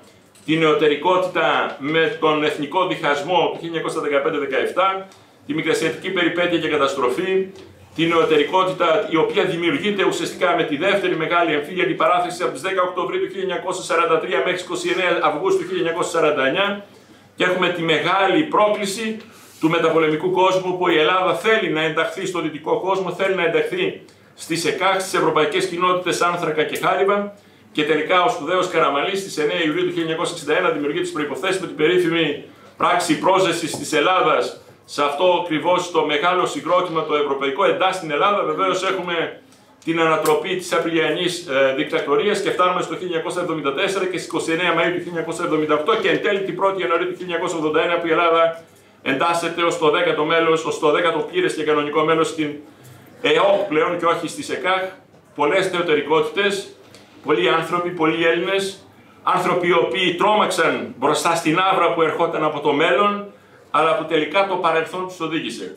Αυτούς τους Έλληνες θέλω με τη σημερινή ομιλία σε ένα ακροατήριο που πραγματικά με πάρα πολύ προσοχή που έχει μέσα όλους τους ανθρώπους και φίλους, σεβαστούς φίλους, ξεκινώντας πρώτα από τον κύριο Βεργινάδη που είχε την ευφυή έμπνευση να με προσκαλέσει και ήταν ίσως από τα λίγα βήματα στα οποία δεν έχω μιλήσει αυτά τα 22 χρόνια, κύριε Βεργινάδη. Οπότε πάω και μια παράδοση. Χαίρομαι που σας βλέπω όλους. Βλέπω και τον αγαπητό συνάδελφο τον Μάριο τον Αθανασόπουλο. Βλέπω όλους τον κύριο Αργυρόπουλο και άλλους αγαπητά προσφυλή πρόσωπα. Βλέπω τον φίλο μου τον Σταύρο, τον Θόδωρο του Σταυριανόπουλο, τη Γεωργία με το ωραίο της βιβλίο, τον κύριο Μπρεδίμα τον οποίο αγαπώ. Αφήνω τελευταία, αλλά όχι άσχετη, την κυρία Ψαρούλη που την γνώρισα από την πρώτη στιγμή ερχόμενο στο Πανεπιστήμιο πριν από 22 χρόνια. Τη φίλη μου, την συνεργάτη μου, τη Μαρία Ξηδιά, όλους εσάς. Τον σεβαστό φίλο τον κύριο Ρεπαγίδη, όλους εσάς σας ευχαριστώ για την τιμή που μου κάνατε και είμαι στη διάθεσή σας να απαντήσω και τον σεβαστό φίλο που και αυτός με προσέχει πολύ έτσι ξεχωριστά. Είμαι έτοιμος να απαντήσω όλα τα ερωτήματα. Όσα μπορώ βεβαίως να απαντήσω γιατί η ιστορία είναι ατελείωτη. Αλλά οπωσδήποτε άξονας μας είναι εταιρικότητα. Σας ευχαριστώ πάρα πολύ όλους για την προσοχή. Είναι από το Σύλλογο Πλουσιάζων των Γραμμάτων η κυρία Γερανέα χαιρετίζει την εκδήλωση. Από το Μορφωτικό Σύλλογο ο κύριος Φλόρος. Ένα τηλεφώνημα τον σήκωσε και τον έβγαλε πέρα. Τον έβγαλε από την αίθουσα. Έχουμε τους χαιρετισμούς, χαιρετίζει την εκδήλωση αυτή ο κύριος Νιάρχος, ο κύριος Μπούρας. Η φιλοσοφική κίνηση δέχεται ερωτήσεις, τοποθετήσεις, παρατηρήσεις, ακόμη και αντιρρήσεις. Μετά από τις ερωτήσεις σας, τοποθετήσεις σας και έτσι, δύο λόγια θα σας πω για μια άλλη πλευρά της νοτερικότητας. Πολύ σύντομα, 3 με 5 λεπτά. Οι ερωτήσεις... Να καθίσω αν μου επιτρέπετε. Ευχαριστούμε πάρα πολύ κύριε Χρήστο. Καλωσορίζω τον κύριο Ηλία Κοντοζαμάνη, ανώτατο δικαστικό. Κύριος Κοντοζαμάνης είναι σπουδαίος αεροπαγίτης. Είναι τιμή μας, Ηλία. Πρόεδρος εφετών αεροπαγίτης και συγγραφέας, έχει γράψει ένα έργο καταπληκτικό που θα καταβγάσει. Και τελειώνει και το 4ο το Φλεβάρι. Είναι ενήμερη κυρία Βρακάτη. Αρκετά. Την κυρία Φωφό Αργυροπούλου, αν θέλει να μας πεις κάποια λόγια, αν έχει καλέσει το θέμα. Δεν μπορώ γιατί ακούστηκαν Τόσο πολλά. Μου επιτρέπετε κύριε καθηγητά να συμπληρώσω και την εφημερίδα της Άλπιδα που εκδόθηκε η πρώτη εφημερίδα. Και έχουμε και το χαιρετισμό, όπως είπε, του κ. Νιάρχου Νικήτος Βεργινάδης. Ήταν πάρα πολλά τα σημεία της ενημέρωσης και περιορίστηκε ο κ. Χρήστου στα ελληνικά δεδομένα, οπότε τα ευρωπαϊκά τα αφήνουμε απ' έξω για άλλη φορά και ξεκινάμε με τις ερωτήσεις. Έχει πει το ο κ. Βεργινάδης. Ήταν μετά. Πριν αρχίσετε, ωραία, συγγνώμη. Είμαστε εμείς μια φιλοσοφική κίνηση. Είμαστε περίπου 30 χρόνια κάνουμε τις εκδηλώσεις και θα διορτηθείτε τι δουλειά έχουμε με τα ιστορικά θέματα. Λοιπόν, είπαμε για φιλοσοφικές προεκτάσεις της νοτερικότητας. Θέλω να σας πω ότι έχουμε ένα φιλοσοφικό πρόταγμα από τον Ηράκλειτο που λέει «Χρήγα ρεφ μάλα, πολλών ίστορας φιλοσόφους άντρας είναι». Το παραλαμβάνω. Χρήγαρ εφ μάλα, πολλών ίστορας φιλοσόφους άντρας είναι. Ο ασχολούμενος, το μεταφέρω στα ελληνικά, ο ασχολούμενος με τη φιλοσοφία πρέπει να γνωρίζει πάρα πολλά πράγματα. Και προσθέτω και εγώ την ιστορία της φιλοσοφίας, την ιστορία των επιστημών και την ιστορία που θεραπεύει ο κύριος Χρήστος. Την ιστορία της ιστορίας. Λοιπόν, για όσους έρχονται πρώτη φορά, μπαίνει το ερώτημα. Φιλοσοφική κίνηση. Τι είναι φιλοσοφία? Με δύο κουβέντες για να μπω στην νοτερικότητα, όπως η φιλοσοφική κίνηση, προσωπικά εγώ, τη βλέπω στα νεότερα χρόνια τα ελληνικά. Υπάρχουν πάρα πολλοί ορισμοί και πάρα πολλές προσεγγίσεις για τη φιλοσοφία. Δύο-τρεις που έχω σταχυολογήσει και εμένα μου αρέσουν και θα πω και τη γνώμη μου τι είναι η φιλοσοφία για να μπω αμέσως στην νοτερικότητα. Αν πάμε στο Μεγάλο Πλάτωνα, λέει η φιλοσοφία εστί μελέτη θανάτου και οι ορθώς φιλοσοφούντες αποφύγουν τους μελετώσει και το τεθέναν αυτής οίκης τα φωτορών. Το παραλαμβάνω. Φιλοσοφία εστί μελέτη θανάτου. και οι ορθώς φιλοσοφούντες αποδείσκουν μελετώσει και το τεθράνουν αυτής οίκιστα φοβερών. Οίκιστα ελάχιστα φοβερών. Λοιπόν, πάμε και στον Επίκουρο. Φιλοσοφία είναι ενέργεια, λόγους και λογισμοί, στον ευδαίμονα βίο περιποιούσαν. Να μην πω, ας πάμε και σε ένα νεότερο στον Αλμπέρτ Καμί. Στα χλαμάρες λέει οι προηγούμενοι ορισμοί της φιλοσοφίας, στα χλαμάρες. Φιλοσοφία λέει είναι η αυτοκτονία. Μας αλλάζει τα φώτα, καλά το λέω. Ερχόμαστε όμως και σε έναν Έλληνα, το Σταύρο του Ζουμπουλάκη, από εδώ δίπλα μας είναι από τη Λακωνία, που λέει ότι τίποτα δεν είναι αυτά. Η αρρώστια του ανθρώπου, λέει, είναι η φιλοσοφία. Είναι της Εθνικής Βιβλιοθήκης της Διεθνής, έχει γράψει πολλά από τον χώρο της Εκκλησίας. Λοιπόν, τα κλείνουν αυτά, φιλοσοφική κίνηση τι είναι. Και καλούμε τον ομιλητή να μας μιλήσει για την νοητερικότητα και να μας δώσει φιλοσοφικές προεκτάσεις. Αυτά, κόσμημα ο κ. Χριστού. Δυνατός, δεν υπάρχει κανένα πρόβλημα. Λοιπόν, θα σας αναφέρω από τον χώρο της Εκκλησίας. Θα έχετε ακούσει τον Ιωάννη Ιώσυπο Μητσιόδακα. Αυτός ήταν πρίτανης στις παραδουλάνιες στα πανεπιστήμια των παραδουλάνιων ηγεμονιών. Λοιπόν, γεννήθηκε το 1730 από μοναχός, ασχηματρίτης και τέτοια. Έγινε πρίτανης στα πανεπιστήμια. Αυτός από το 1730, 1750, 1760 που έγινε η θέση αυτή, επέμενε να διδάσκεται η φυσική και η φιλοσοφία από το δημοτικό, από τα πρωτοβάθμια γράμματα. Όσοι έχετε μηχανάκια εδώ, το ανοίξετε, θα τα βρείτε. Δεν είναι μόνο αυτό. Ερετικός ορετικότητας για τη μεγάλη πύλη. Η Εκκλησία του Πατριαρχείου, όχι για φιλοσοφία να ακούσει, για φυσική. Τα γνωρίζετε. Απλά τα υπενθυμίζω. Ενώ έχουμε γνώση την πορεία του, μόλις έβαλε αυτό το θέμα, τον εχάνουμε. Ο Κιτρομιλίτης, ο βιογράφος του, δεν ξέρει πού πέθανε, πώς πέθανε και τι έγινε. Εξαφανίστηκε. Λοιπόν, ερχόμαστε τώρα στον 20ο αιώνα. Υπάρχουν μεγάλες αντιρρήσεις για τη φιλοσοφία, για τον κριτικό λόγο. Και πώς εκδηλώνεται αυτή στην νοητερικότητα την ελληνική. Υπενθυμίζω, ορισμένοι θα το ξέρετε. Άμα το ξέρετε, ανοίγετε τα μηχανάκια σας, πηγαίνετε σε βιβλιοθήκη να το δείτε. Στη δεκαετία του 30 είχαμε δύο κορυφαίες προσωπικότητες. Το Σικουτρί, το γνωρίζετε, και τον Κωνσταντίνο Τσάτσο, τότε ήταν πώς λέγονται αυτοί που όταν μπαίνουν στο πανεπιστήμιο. Καθηγητής της φιλοσοφίας του δικαίου. Στα πρώτα βήματα. Έχει γράψει κοινωνική φιλοσοφία των αρχαίων Ελλήνων ο Κωνσταντίνος ο Τσάτσος.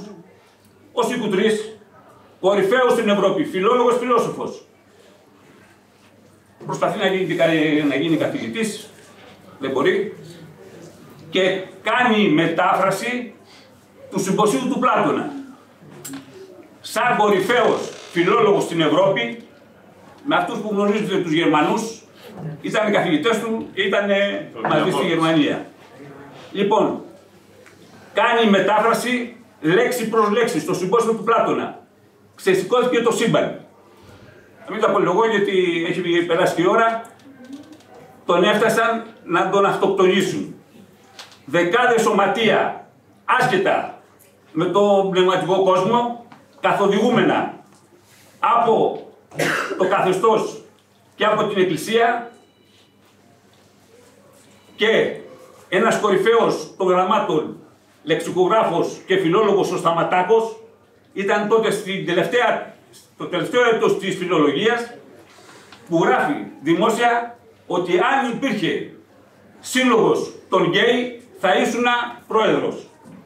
Αποτέλεσμα να αυτοκτονήσει στην Κόρινθο που βρέθηκε εκεί. Οι αρχές είπαν καρδιακή προσβολή, αλλά αποχωρήθηκαν μετά να ομολογήσουν. Και ερχόμαστε τώρα στην κοινωνική φιλοσοφία του Κωνσταντίνου Τσάτσου.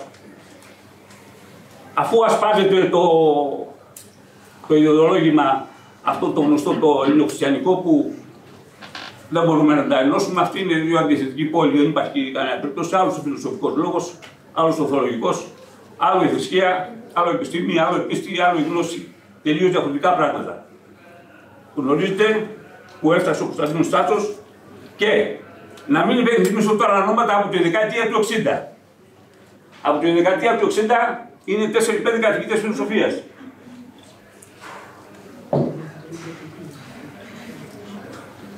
Οι οποίοι ασπάζονται την κατεύθυνση του Κωνσταντίνου του Τσάτσου, την κοινωνική φιλοσοφία των αρχαίων Ελλήνων, που είναι το Ευαγγέλιο. Όποιος δεν ασπάζεται αυτό, όχι να πάει να γίνει καθηγητής πανεπιστημίου, ούτε απ' έξω από το πανεπιστήμιο δεν μπορεί να περάσει. Στη δεκαετία του 60 έχουμε τον Θεοδωρακόπουλο, έχουμε τον Αντωνόπουλο, έχουμε και άλλους που ενδιαφέρουν που ακολουθάνε αυτή την κατεύθυνση. Μια φιλοσοφία θεολογίζουσα. Από όλο το σύμπαν των καθηγητών της φιλοσοφίας, 3 έχουν ξεφύγει. Που δεν ασπάζονται αυτό το. Μιλάμε για την νεωτερικότητα με τις φιλοσοφικές προεκτάσεις της. 3 έχουν ξεφύγει καθηγητές, ένας είναι η ενεργεία ο Πατέλης στην Κρήτη. Ένας δεύτερος είναι πέθανε πρόσφατα από το Πανεπιστήμιο των Ιωαννίνων. Τον ξεχνάω, θα κάναμε μια εκδήλωση για αυτόν. Στο χώρο από χημικός ξεκίνησε, στο μυαλό μου είναι. Το ξέρει κανένας? Κριτικός. Κριτικός. Κανένας? Όχι. Και από κοντά έρχεται ο Θεόφιλος ο Βέικος, που βέβαια η κόρη του είναι στο Παιδαγωγικό Ινστιτούτο και ακολουθάει άλλο δρόμο. Αυτοί οι 3 καθηγητές έχουν διαφορετική αντίληψη περί φιλοσοφίας. Οι υπόλοιποι εθολώνουν τα πράγματα και παρουσιάζουν ότι η φιλοσοφία είναι αυτή. Ευτύχη Τσάκης. Αυτοί οι 3 ξεφεύγουν. Λοιπόν, με αυτά σας ευχαριστώ όλους για την παρουσία σας. Ερωτήσεις στον κύριο καθηγητή.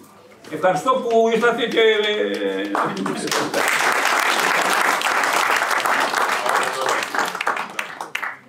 Παρακαλώ.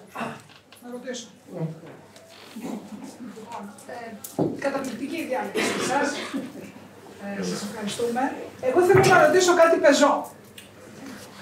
Στα πλαίσια λοιπόν αυτής της νεωτερικότητας και του νεότερου ελληνικού κράτους, βλέπουμε μια διαχείριση των οικονομικών που είναι στα όρια μεταξύ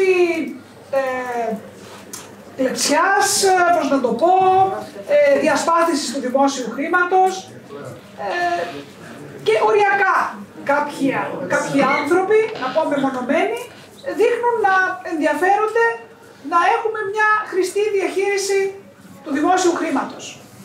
Αυτό τι πιστεύετε ιστορικά, ότι είναι μια κληρονομιά, είναι κάτι το οποίο είναι σύνθητο στην φύση των Ελλήνων? Υπάρχει κάποια ελπίδα να αλλάξει αυτό και να... Το τελευταίο όνομά σας? Χαρά Κιουρί λέγομαι. Πιστεύετε ότι έχει αλλάξει? Φυσικός κύριε Κιουρί, βεβαίως. Κοιτάξτε, νομίζω ότι όλες αυτές τις δημόσιες συμπεριφορές, κύριε Κιουρί και αγαπητοί φίλοι, τις δημιουργούν οι κοινωνικο-οικονομικές συνθήκες. Αν δηλαδή αυτοί οι άνθρωποι, οι Έλληνες εν προκειμένου, ζούσαν μέσα σε ένα διαφορετικό γεωγραφικό και πολιτισμικό στίγμα, είναι βέβαιο ότι θα λειτουργούσαν πολύ διαφορετικά. Θα λειτουργούσαν δηλαδή όπως οι Βόρειοι οι Ευρωπαίοι. Να δίνουν λόγο στην ανωτάτη αρχή, η οποία υποπτεύει τις οικονομικές λειτουργίες, την οικονομική διαχείριση και το οικονομικό αποτέλεσμα. Ζήσαμε λοιπόν 4 ώρες κάτω από την Οθωμανική επικυριαρχία, είναι βέβαιο ότι μιμούμαστε αυτές τις συμπεριφορές. Νομίζω όμως ότι έχουν γίνει πάρα πολλά βήματα τα τελευταία χρόνια και νομίζω ότι έχει εξηγερθεί σε σημαντικό βαθμό ο δημόσιος δίκος, ιδίως και η διαχείριση των οικονομικών. Τα τελευταία σκάνδαλα, συγγνώμη που σας διακόπτω, δεν το επιβεβαιώνω. Δεν θέλω να εκλογικεύσω τις συμπεριφορές, δεν θα δικαιολογήσω κανένα, μιλώ πάνω και έξω από τα κόμματα, αλλά πιστέψτε με, από τον χώρο στον οποίο βρίσκομαι, υπάρχουν μηχανισμοί και υπάρχουν έτσι όργανα τα οποία εξασφαλίζουν την αξιοπρέπεια, την αξιοκρατία και δίνουν τη δυνατότητα σε νέους ανθρώπους να προχωρήσουν. Άλλωστε, πολλοί από εμάς που βρισκόμαστε σήμερα στο Πανεπιστήμιο δεν είμαστε εγώ οι μεγάλων και κρατιών οικονομικών οικογένειων. Θα μου πείτε, δεν ενδιαφέρεται πλέον τα τελευταία 50-60 χρόνια η νομοκατεστημένη ελίτ του χρήματος να σπρώξει τους γόνους της προς την κατεύθυνση της ακαδημαϊκής οικογένειας. Αλλά παρόλα αυτά έχουμε μηχανισμούς που εξασφαλίζουν κάτι τέτοιο και επίσης να σας πω ότι σήμερα οι γόνοι, μιας και διαβάστηκε το βιογραφικό μου, επέτρεψαν οι συνθήκες μετά τη Φιλοσοφική Σχολή της Θεσσαλονίκης να πάρω μια υποτροφία από το Γερμανικό Υπουργείο Παιδείας και να μείνω στο Πανεπιστήμιο του Μονάχου, που διεπίστωσα και γνώρισα πάρα πολλούς γόνους ισχυρών και κρατεών ελληνικών οικογενειών, οι οποίοι σπούδαζαν, πρέπει να σας πω, με μεγάλη προσήλωση, σεβασμό στους κανόνες τα γράμματα της ιστορίας. Φαίνεται περίεργο, αλλά γνώρισα πολλούς και το επαναλαμβάνω με το χέρι στην καρδιά ανθρώπους που είναι συγκριτές μου και προέρχονταν από τις πολύ μεγάλες οικονομικά εύρωστες οικογένειες της Ελλάδας. Αυτό σημαίνει κάτι, ότι μέσα στην ιστορία και μέσα στην καταγραφή του βίου, προσπαθώντας αυτοί οι άνθρωποι να ερμηνεύσουν με κάποια εργαλεία το παρελθόν, διαβάζουν το παρόν. Και προσπαθούν οπωσδήποτε να εξασφαλίσουν την επιβίωση των μεγάλων οικονομικών αυτοκρατοριών που βρήκαν από τους γονείς τους στο μέλλον. Έτσι, αυτό σημαίνει πάρα πολλά. Πιστεύω όμως με το χέρι στην καρδιά και για να ξεχωρίσω, γιατί πραγματικά είναι αληθές αυτό που είπατε, κυρία Κιουρί, ότι πραγματικά τα τελευταία σκάνδαλα δεν τιμούν πολύ αυτό το οποίο ισχυρίζομαι. Όμως παρόλα αυτά το πιστεύω. Πιστεύω ότι έχουν γίνει πολλά βήματα από όλες τις πολιτικές δυνάμεις προς σωστή κατεύθυνση. Έχουμε και τις παθογένειές μας. Αλλά αυτές οι παθογένειες πιστεύω εξαλείφονται μέσα στην παράδο του χρόνου και μέσα ακριβώς από αυτούς τους ελεκτικούς μηχανισμούς τους οποίους εποπτεύει η Ευρώπη. Και βλέπετε τώρα μια εισαγγελέα της ευρωπαϊκής προέλευσης τι μεγάλη αναστάτωση έχει επιφέρει. Αυτό πιστεύω. Αυτό πιστεύω. Και ο κύριος κάτω εκεί που σηκώνει το χέρι. Το όνομά σας, τα ξέρω. Μαριανή. Στην αρχή της εισηγήσεώς σας ήρθουσα και είπατε τον όρο αποφατική θεολογία, αποφάτισε θεολογία. Έχετε την καλοσύνη, την ευαρέσκεια να ευρύτερα λίγο να διασαφηνίσετε τον όρο. Τι σημαίνει αποφάτισε θεολογία. Κύριε Λυκιάρχα, εσείς τα καταλαβαίνετε περισσότερο. Εν πάση περιπτώσει δεν θέλω να ξαγγιχθώ. Με συγχωρείτε, πώς ξέρετε ότι ήμουν Λυκιάρχης? Το άκουσα εδώ και χαίρομαι πάρα πολύ. Βεβαίως, μα έχετε και οικία φυσιογνωμία κιόλας, κύριε Λυκιάρχα, οπότε να είστε καλά, είναι εύστοχη η επισήμανση. Οπωσδήποτε η αποφατική θεολογία είναι στον αντίποδα της θετικής θεολογίας, αλλά δεν είμαι θεολόγος και δεν θέλω να κάνω εισπίδηση όπως λέτε σε άλλα χωράφια. Πάντως, πραγματικά είναι ένας γόνιμος πυλώνας, ο οποίος έδωσε τη δυνατότητα να σκεφτούμε πάλι σε αυτό το δίπολο που είπε ο κύριος Βεργινάδης με ουσιαστικό τρόπο, ποιον δηλαδή, ότι πραγματικά άλλο η επιστήμη, άλλο πραγματικά η γνώση και άλλο φυσικά η πίστη, η οποία ουσιαστικά έχει σχέση με αυτή την αναζήτηση του ανθρώπου. Εγώ πρέπει να σας πω με το χέρι στην καρδιά, δίνω ιδιαίτερη σημασία, μ' αρέσει η επιστήμη, είμαι υπηρέτης ακριβώς της έρευνας και της επιστημονικής αλήθειας, αλλά δεν μπορώ να μην κοιτάξω αυτό το πρόταγμα το οποίο έχει βγάλει η καθημάς Ανατολή. Η πίστη, η βαθιά ριζωμένη πίστη, όπως ο κάθε άνθρωπος, αυτός ο ταπεινός Παπαδάκος ο Λεβίτης ή αυτός ο τουρκοπατημένος Έλληνας, όπως πίστευε, πραγματικά δημιούργησε τις προϋποθέσεις για να επιβιώσει το καταπεπτοκόσμιο ένος. Επομένως, ας μην το έτσι βλέπουμε απαξιωτικά, διότι αυτός ο πυλώνας της ρωμιοσύνης, αυτός ο κόσμος της ορθόδοξης πίστης, είναι που άντεξε και ενώ δεν έταξαν άλλοι. Για σκεφτείτε το λιγάκι με ποια πνευματική, πρέπει να σας πω, με ποια πνευματικά εφόδια κατάφερε αυτός ο ελληνισμός ουσιαστικά να επιβιώσει σε αυτούς τους σκοτεινούς χρόνους της σκλαβιάς. Επιβίωσε με αυτή τη βαθιά πίστη. Εγώ είμαι κατά της άποψης ότι δεν λειτουργήσε, βοήθησε. Και επίσης πιστεύω, κυρίες και κύριοι, μιας και πρέπει εμείς οι νεότεροι επιστήμονες να χρησιμοποιούμε μεθοδολογικά εργαλεία του παρόντος, θα πρέπει οπωσδήποτε να δούμε αυτή την περίφημη θεωρία του χάους που προσπαθεί. Τι είναι η θεωρία του χάους? Με πολύ απλά λόγια να σας πω ότι προσπαθεί να αγκαλιάσει το πανόραμα, το άπαν της ζωής και να το ερμηνεύσει. Μια επιμέρους παράμετρος αυτής ακριβώς της θεωρίας του χάους, πρέπει να σας πω, είναι η περίφημη θεωρία της ετερογωνίας των στόχων. Και ένα παράδειγμα, ότι δεν υπήρξε άλλος πιο αιμοσταγής, πιο βάρβαρος και πιο έτσι βασικός πολέμιος του ελληνισμού πέραν από τον Αλή Πασά και πέρα από τον Μέττερνιχ. Σε διαφορετικό επίπεδο. Ένας στον ελληνικό χώρο, άλλος στον ευρωπαϊκό χώρο. Πολέμησε λοιπόν ο Μέττερνιχ τον Ιωάννη Καποδίστρια. Διότι δεν μπορούσε λέει, να παλέψει, δεν μπορούσε να νικήσει τον Καποδίστρια, επειδή ήταν ο απόλυτα έτοιμος άνθρωπος πολιτικός. Έτρεχαν όλες οι μυστικές υπηρεσίες της Αυστρο-Ουγγαρίας, που είναι οι φοβερές μυστικές υπηρεσίες. Το 1991 μου δόθηκε όσο βρισκόμουν στο Μόναχο να μελετήσω για πρώτη φορά το ιστορικό αρχείο των σκληρών αυτών μυστικών υπηρεσιών και όταν διάβασα τα τεκμήρια νόμιζα ότι διαβάζω εκθέσεις των μυστικών υπηρεσιών του 1991 και όμως ήταν το 1821. Δεν μπορείτε να φανταστείτε πόσο καλό έκαναν στους Έλληνες. Και μάλιστα ο Ιωάννης Καποδίστριας κατάφερε να πείσει τον Μέττερνιχ να δώσει μια μεγάλη προσφορά στην περίφημη εταιρεία των Φιλομούσων της Βιέννης. Υπήρχε βεβαίως και η εταιρεία των Φιλομούσων των Αθηνών, αλλά η εταιρεία των Φιλομούσων της Βιέννης, η οποία είχε τον ρωσικό παράγοντα πίσω και τον Τσάρο Αλέξανδρο τον Πρώτο, έδωσε ποιος? Ο Μέττερνιχ τα χρήματα.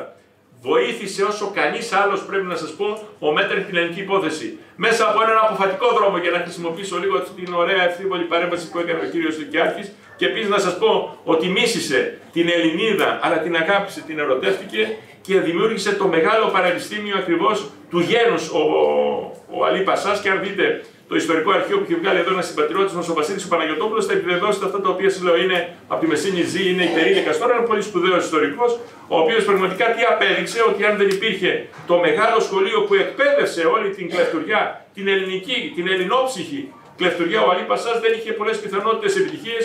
Η Επανάσταση και αφετέρου αυτός ο στρατός που δημιουργήθηκε από τον Θεόδωρο Κολοκοτρώνη. Ποιος ήταν ο στρατός της Επανάστασης, κυρίες και κύριοι?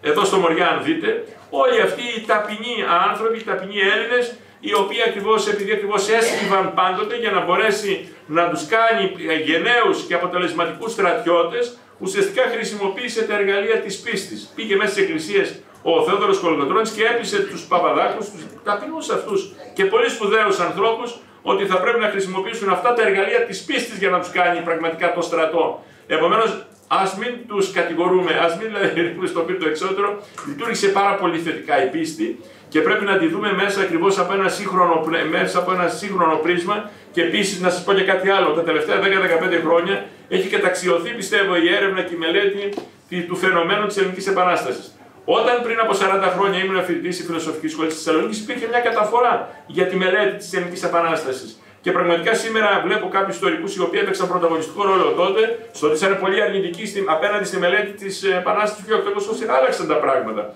Επομένως, η νεωτερικότητα σε τι μας βοηθά? Στο να είμαστε πραγματικά συγκρατημένοι, όχι τόσο πολύ φανατικοί, απέναντι σε φαινόμενα που δεν πολύ τα καταλαβαίνουμε σήμερα. Θα τα καταλάβουμε αύριο. Και ένα ακόμα παράδειγμα και τελειώνω. Σκεφτείτε να είχαμε ξεκινήσει αγώνα εναντίον του Αδαμάντιου Κορά. Για σκεφτείτε το. Ευχαριστώ. Κυρία Αργυροπούλου, που έχει γράψει ένα πολύ ωραίο έργο, το έχω διαβάσει κιόλας για τον Παπαφλέστα. Δεν υπάρχει καλύτερο θεωρητικό μονόπρακτο. Το έχω διαβάσει βεβαίως. Και δεν μπορούσα να συνδυάσω όλο κάτι μου θυμίζει ο κύριος Αργυρόπουλος. Το ξεκίνημα. Γιατί αυτό το χρησιμοποίησα αυτό το τίτλο, γιατί αυτό το τίτλο γράφει ο Κολοκοτρώνης, που υπαγόρευε στον Τελτσέτη, λέει το ξεκίνημα. Και πήρα και εγώ τον Κολοκοτρώνη. Ήθελα να πω πριν που είπατε ότι πόσο μεγάλο ρόλο έπαιξε η πίστη, η Εκκλησία, υπάρχει και κάτι άλλο που έπαιξε πολύ μεγάλο ρόλο. Η τοπική αυτοδιοίκηση. Είχαν τους δικούς τους τοπικούς άρχοντες, είχαν τα σατσάκια, τους νομούς, η οργάνωση, η τοπική, είχαν τους δικούς τους τοπικούς άρχοντες. Αυτό. Πρέπει να σας πω ότι είναι πολύ εύστοχη και πολύ ουσιαστική αυτή η παρατήρηση που έκανε η κυρία Αργυροπούλου. Πραγματικά ο βαθμός και ο τρόπος με τον οποίο συγκροτήθηκαν όλοι αυτοί οι βαθμοί πρώτος και δεύτερος της τοπικής αυτοδιοίκησης έπαιξαν πάρα πολύ σημαντικό ρόλο. Στη δεκαετία του 1970, μετά τη μεταπολίτευση, πίστευαν πολύ ότι αυτές οι κοινότητες μίλησε για πρώτη φορά και μάλιστα κατάφερε ο Κοντογιώργης, ο καθηγητής, ο ομότιμος του Παντίου Πανεπιστημίου, μίλησε και μάλιστα στα χρόνια που έδινα εγώ εξετάσεις πανελλαδικές, διαβάσαμε για πρώτη φορά για τις κοινότητες. Στη μεταπολίτευση πρέπει να σας πω επικράτησε μια άποψη ότι οι κοινότητες αυτές που έχουμε, κύριε Κοντοζαμάνη, κατά τη διάρκεια της Οθωμανικής Επικυριαρχίας δεν έχουν καμία σχέση με την αρχαιότητα. Τα τελευταία χρόνια, για να σας πω πώς οι αλλαγές και ποιες είναι οι αλλαγές. Οι αλλαγές που επέρχονται στον τρόπο τον οποίο βλέπουμε τα υποστημονικά και τα ιστορικά θέματα, κυρίες και κύριοι, έχουν σχέση με τις ανάγκες του σήμερα. Και εμείς ακριβώς οι άνθρωποι, οι εργάτες, οι θεραπευτές της επιστημονικής γνώσης προσπαθούμε κάθε φορά να τα εκλογικεύσουμε. Ήρθε λοιπόν το πλήρωμα του χρόνου να μην μπορούμε να καταλάβουμε τους θεσμούς της τοπικής αυτοδιοίκησης της Οθωμανικής περίοδου χωρίς να δούμε την προέκτασή τους, αν θέλετε, στους θεσμούς της τοπικής αυτοδιοίκησης αρχαιότητας. Υπάρχει μια συνέχεια. Πολλοί σπουδαίοι επιστήμονες, όπως ο Ραβαντινός και τα λοιπά, πριν από 100 χρόνια, επιστήμονες, σπουδαίοι ακαδημαϊκοί δάσκαλοι, είπαν ότι οι κοινότητες της Οθωμανικής Επικυριαρχίας έχουν άμεση σχέση, είναι κατευθείαν συνέχεια ακριβώς των θεσμών της τοπικής αυτοδιοίκησης της αρχαιότητας. Αν τους δείτε. Και πραγματικά σήμερα που έχουν περάσει τα πάθη, ξέρετε, τα πάθη, και επίσης και κάτι το οποίο δεν πολύ δεχόμαστε όλοι, ότι ο φθόνος, πρέπει να σας πω μέσα στην ιστορία, είναι ένα πολύ σπουδαίο μεθοδολογικό εργαλείο ερμηνείας των ανθρωπίνων συμπεριφορών και των κινήτρων. Δεν το αποδεχόμαστε. Θα μου πείτε, είναι ένα επίσημα αναγνωρισμένο μεθοδολογικό ερευνητικό εργαλείο? Βεβαίως είναι.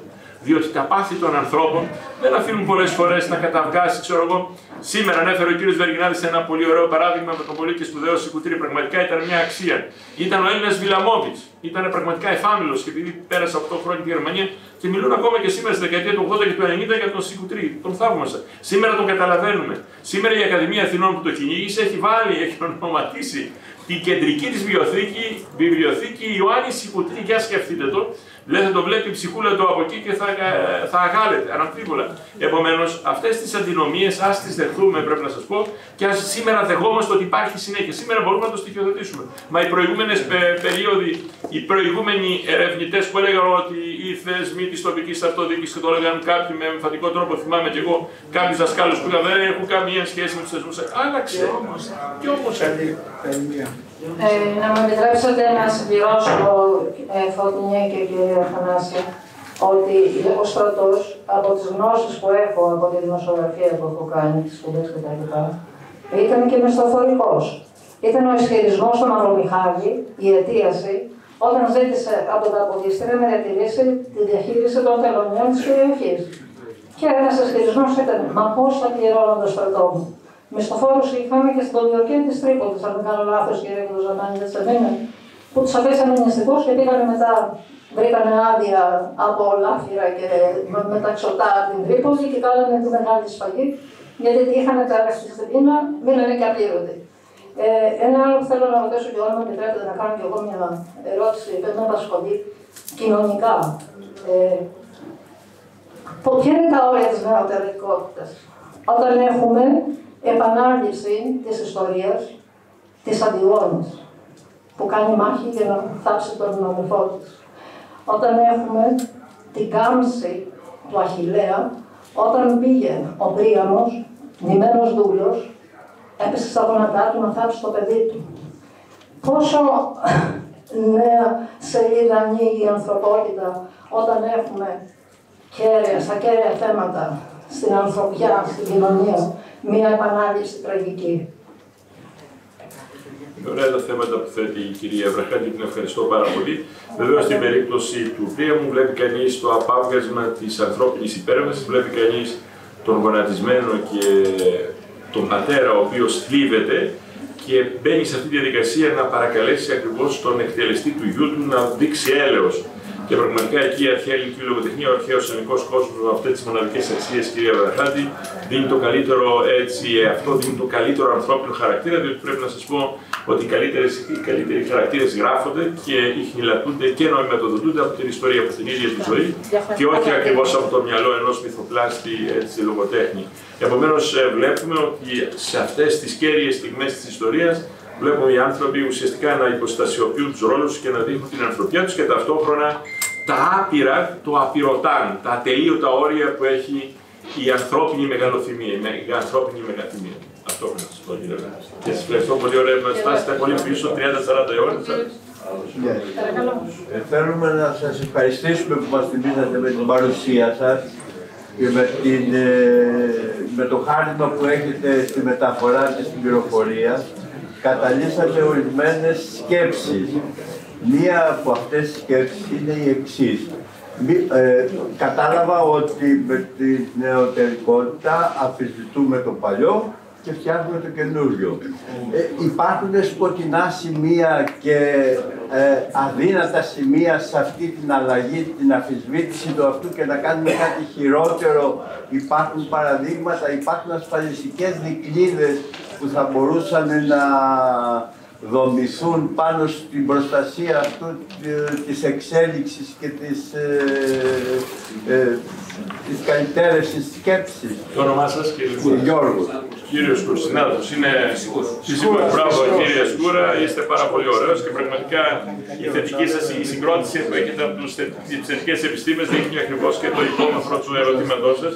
Υπάρχουν όντως σκούρα, γκρίζα και πολύ βαθιά και σκοτεινά κεφάλαια σε αυτή την υπέρβαση, αλλά πάντοτε η ανθρωπότητα, πρέπει να σας πω, πήγαινε 2-3 βήματα μπροστά, πίσω γύριζε ένα και εκεί βρίσκεται και η αγωνία πραγματικά και η γοητεία της ζωής. Αυτά όμως τα γκρίζα κεφάλαια, πρέπει να σας πω, γιατί δεν έχουμε απόλυτο μαύρο, γιατί μέσα στο απόλυτο μαύρο υπάρχει και ελπίδα, υπάρχει το πένθος, αλλά υπάρχει και η Ανάσταση. Μέσα ακριβώς σε αυτά τα μεγέθη βρίσκει κανείς ο άνθρωπος την οντολογική του πραγμάτωση και ο άνθρωπος πραγματικά δεν μπορεί να περιοριστεί, μπορεί να φαίνεται περίεργο ότι αυτός ο αριμάνιος πολέμαρχος έχει και κάποιες πολύ ευαίσθητες και ανθρώπινες στιγμές. Και αυτές οι ανθρώπινες, οι πολύ ευαίσθητες χορδές του ανθρώπου δείχνουν ότι μπορεί τελικά αυτός ο άνθρωπος να φανεί και ελεήμων και ικτήρμων. Και πιστεύω ότι αυτές οι στιγμές πρέπει να σας πω εξαγνίζονται, γιατί η αλήθεια δεν μπορεί να κρυφτεί ποτέ. Και έρχομαι ακριβώς επειδή είχα ένα μάθημα εχθές εδώ στους φοιτητές μου που παρακολουθούν κάποιοι σχετικά με αυτή τη μεγάλη σφαγή που διέπραξαν ουσιαστικά. Ορίστε. Στην Τρίπολη και στην Τρίπολη, σας ευχαριστώ με πάτε σε κάτι, πήγαινα στο Κατίνα να πω, αλλά για την Τρίπολη, γιατί ήθελα να το σχολιάσω και νωρίτερα. Στην Τρίπολη λέει ουσιαστικά, και μετά θα έρθω στο Κατίνα, όπου αποδείχθηκε ότι το είχαν διαπράξει το έγκλημα, τελικά το είχαν διαπράξει. Ποιοι το είχαν διαπράξει το έγκλημα? Θα έρθουμε σε αυτό το θέμα. Να σας μιλήσω όμως. Ποιοι το είχαν διαπράξει το Κατίνα? Το Κατίνα είναι 1941. Η Σοβιετική Ένωση. Αποδεδειγμένα. Αναμφίβολα είναι η Σοβιετική Ένωση, αλλά πρέπει να σας πω η Σοβιετική Ένωση μέχρι στις 22 Ιουνίου του 1941 ήταν σύμμαχος της Χιτλερικής Γερμανίας. Σωστό. Οπότε αυτό είναι σε δοκιμασία και το Ριμπεντροπολότοφ. Όχι, μία επίθεση, όχι. Μία επίθεση και οπωσδήποτε διανομής. Σίγουρα δεν είναι το ίδιο. Σας ευχαριστώ πολύ για την ακριβολογία. Έρχομαι λοιπόν στην περίφημη έτσι, σφαγή της Τρίπολης, γιατί μας έχει απασχολήσει πάρα πολύ υπό την εξής έννοια. Στο ότι λέει ο Θεόδωρος Κολοκοτρώνης ότι όσο έμπαινε πραγματικά μπήκε στην. Δεν μπορούσε να ελέγξει τα στήφη. Έχουμε το μεγαλύτερο στρατό που συγκεντρώθηκε ποτέ κατά τη διάρκεια της Επανάστασης. Δεν έχουμε σε καμία άλλη περίπτωση μέχρι και την τελευταία μάχη του αγώνα στις 12 Σεπτεμβρίου του 1829 στην Πέτρα της Βιωτίας συγκέντρωση τόσων πολλών ανθρώπων έξω από τα τείχη της Τριπολιτσάς. Και μπαίνει πραγματικά αυτό το στίφος μέσα και είναι ανεξέλεκτο. Ο Θεόδωρος Κολοκοτρώνης λέει ότι έμπαινε ακριβώς με το άλογο, δεν πατούσε, μπήκε μέχρι το γόνατο το άλογο του και έφτασε ακριβώς στο Σιταροπάζαρο για να δει ακριβώς αυτό τον πλάτανο και ουσιαστικά να σηκώσει τα μάτια του προψηλά και να λέει πόσοι πρόγονοι από μένα κρεμάστηκαν εδώ και έφτασαν τελευταία τους πνοή, ευχόμενοι ότι κάποια στιγμή θα υπάρξει η εκδίκηση της αδικίας. Το λέει με ένα γλαφυρό και θυμόσοφο τρόπο ο Θεόδωρος Κολοκοτρώνης. Αλλά έχουμε και τον Σπυρίδωνα Τρικούπη, ο οποίος λέει στη συγκλονιστική του ιστορία της Ελληνικής Επαναστάσεως ότι εφαίνονται οι Έλληνες ως θέλοντες να εκδικηθώσει εν μια ανοιχτή ζυγών δουλείας 4 αιώνων. Και πραγματικά αυτή είναι η πραγματικότητα. Χάθηκαν 30.000 που λένε ορισμένοι, όχι. Χάθηκαν πολλοί, πλήρωσαν πάρα πολύ σε αυτή την περίπτωση. Αλλά αν δει κανείς τη ψυχογραφία όλων αυτών που κρύφτηκαν πίσω από την ανωνυμία του ήχου, υπήρξε ένας Ιδραίος ο οποίος έσωξε μέσα σε μια μέρα 90-92 ανθρώπους, λέγεται. Δεν μπορούσε να ελέγξει κανείς το ορμέμφυτο των ανθρώπων την εποχή εκεί. Δεν υπήρχε διαφορετικός τρόπος να παλέψουν ακριβώς οι άνθρωποι. Αυτή ήταν η γλώσσα που μιλούσε η γενιά τους. Σήμερα η κοινωνία μας μιλάει μια διαφορετική γλώσσα. Εάν με ρωτάτε πραγματικά, γιατί φαίνεται ότι οι Τούρκοι ενοχλούνται, θα θυμάστε πριν από 2 χρόνια πώς αντέδρασε ο Ερντογάν, ο οποίος έβγαλε και πραγματικά στον ΟΗΕ μια λιθογραφία η οποία δεν ήταν από την. Το ξέρετε αυτό, φαντάζομαι, δεν ήταν από τη σφαγή της Τρίπολης, αλλά ήταν από μια σφαγή που είχε γίνει στο Παρίσι. Αντιλαμβάνεστε ότι δεν είχε ιστορικούς οι οποίοι θα μπορούσαν να τον συμβουλεύσουν. Τους ενοχλεί τους Τούρκους. Γιατί σε κάποια στιγμή, ξέρετε, πρέπει να χρησιμοποιήσει κανείς την πρακτική της Παλαιάς Διαθήκης. Πάσαλος, πασάλο, εκρούεται. Δεν γίνεται διαφορετικά. Και ο ελληνισμός είχε δικαίωμα να εκφραστεί με τη γλώσσα και με τους κώδικες της εποχής εκείνης. Αν με ρωτάτε για την άποψη πραγματικά της εποχής εκείνης. Παρακαλώ. Για το θέμα αυτό. Για να ρωτήσουμε τον κύριο και με πολύ μεγάλη ευχαρίστηση θα επανέλθω. Επειδή μιλάμε για φιλοσοφία και αγώνα των Ελλήνων, η φιλοσοφία εξετάζει οριακά θέματα υπαρξιακά και συμπεριφοράς. Έχει παίξει μεγάλο ρόλο η φιλοσοφία των Ελλήνων για αυτοθεσία και έχει γραφεί, εάν δεν υπήρχε η μάχη στο Μανιάκι με τον Παπαφλέσσα και η έξοδος του Μεσολογγίου, οι Ευρωπαίοι δεν θα είχαν τόσο πολύ ενδιαφερθεί για να κάνουν ελληνικό κράτος. Ακόμη δε περαιτέρω, έχω διαβάσει, αν ο Κωνσταντίνος ο Παλαιολόγος δεν πέθανε μέσα στα τείχη, δεν θα μιλάμε για Κωνσταντινούπολη σήμερα, εμείς οι Έλληνες που λέμε να πάρουμε την πόλη κλπ. Δηλαδή η θυσία των Ελλήνων, η φιλοσοφία τους να θυσιαστούν έπαιξε ρόλο για την ανεξαρτησία του ελληνικού κράτους. Αναμφίβολα, κύριε Σκαλιά, έχετε απόλυτο δίκιο. Ναι. Ενισχύει όλος ο σχολιασμός, όλη σας η προβληματική ακριβώς αυτή την άποψη. Άντεξαν οι Έλληνες να ιτηθούν πολλές φορές. Άντεξαν τον πόνο, την ανέχεια, όπως λέει ο Θόδωρος Κολοκοτρώνης πάλι στη διοίκηση των συμπάντων της Ελληνικής Φωνής, αντέχαμε πολλές ώρες να είμαστε καβάλα πάνω σε ένα άλογο, αντέξαμε τη βρωμιά, τη λέρα, αντέξαμε την αηδνία, την πείνα. Αυτοί οι άνθρωποι βεβαίως δημιούργησαν τις προϋποθέσεις να ιδρυθεί το πρώτο ανεξάρτητο ελληνικό κράτος. Το οποίο βεβαίως πρέπει να δεχθούμε, κυρίες και κύριοι και αγαπητοί φίλοι, ότι εξυπηρετούσε συμφέροντα. Γιατί μου λένε ορισμένες φορές ότι μα βεβαίως υπήρξαν τα συμφέροντα. Και βεβαίως το γεγονός ότι προσπαθούσαμε να πάρουμε δάνεια ενέπλεξε την Ελλάδα την εποχή εκείνη στο τραπεζιτικό σύστημα. Έπαιξε πάρα πολύ σημαντικό ρόλο. Ήταν μια μείζωνο σπουδαιότητα διπλωματική επιτυχία του γεγονός ότι πήραμε τα δάνεια. Βεβαίως σε επίπεδο καθημερινότητας δεν ήταν καθόλου, διότι σας είπα και πιο πριν, έχουμε ένα δάνειο, το πρώτο της ανεξαρτησίας, 800.000 χρυσές βρετανικές λίρες, εκ των οποίων το 41% κατακρατείται. Έχουμε το δεύτερο 2 εκατομμυρίων βρετανικών λιρών από τον οίκο Χάμπρο, που είναι 2 εκατομμύρια και εκεί η παρακράτηση είναι 49%. Προσέξτε, δηλαδή μιλάμε. Είναι φοβερό. Είναι φοβερή η κατάσταση η οποία γίνεται και στο τέλος προσπαθούμε να πάρουμε κάποια πολεμικά πλοία που χρησιμοποιούσαν ατμό. Και μάλιστα η φρεγάτα η Ελλάς είναι με ατμό. Έχει ατμό τη στιγμή που πραγματικά η πρωτοπορία, η ελίτ του Βρετανικού ναυτικού δεν έχει υιοθετήσει ακόμα τον ατμό. Προσέξτε, είναι ακόμα στο ιστίο. Είναι πρωτοπόροι οι ναυτικοί Έλληνες. Είναι πρωτοπόροι, δεν υπάρχει αμφιβολία και η ναυτοσύνη. Δεν είναι τυχαίο που με έναν πληθυσμό, ξέρω εγώ, 10 εκατομμυρίων έχουμε το 21% της παγκόσμιας εμπορικής ναυτιλίας. Ο κύριος ζήτησε το λόγο. Είχε και την στέλνει τον ομολόγο.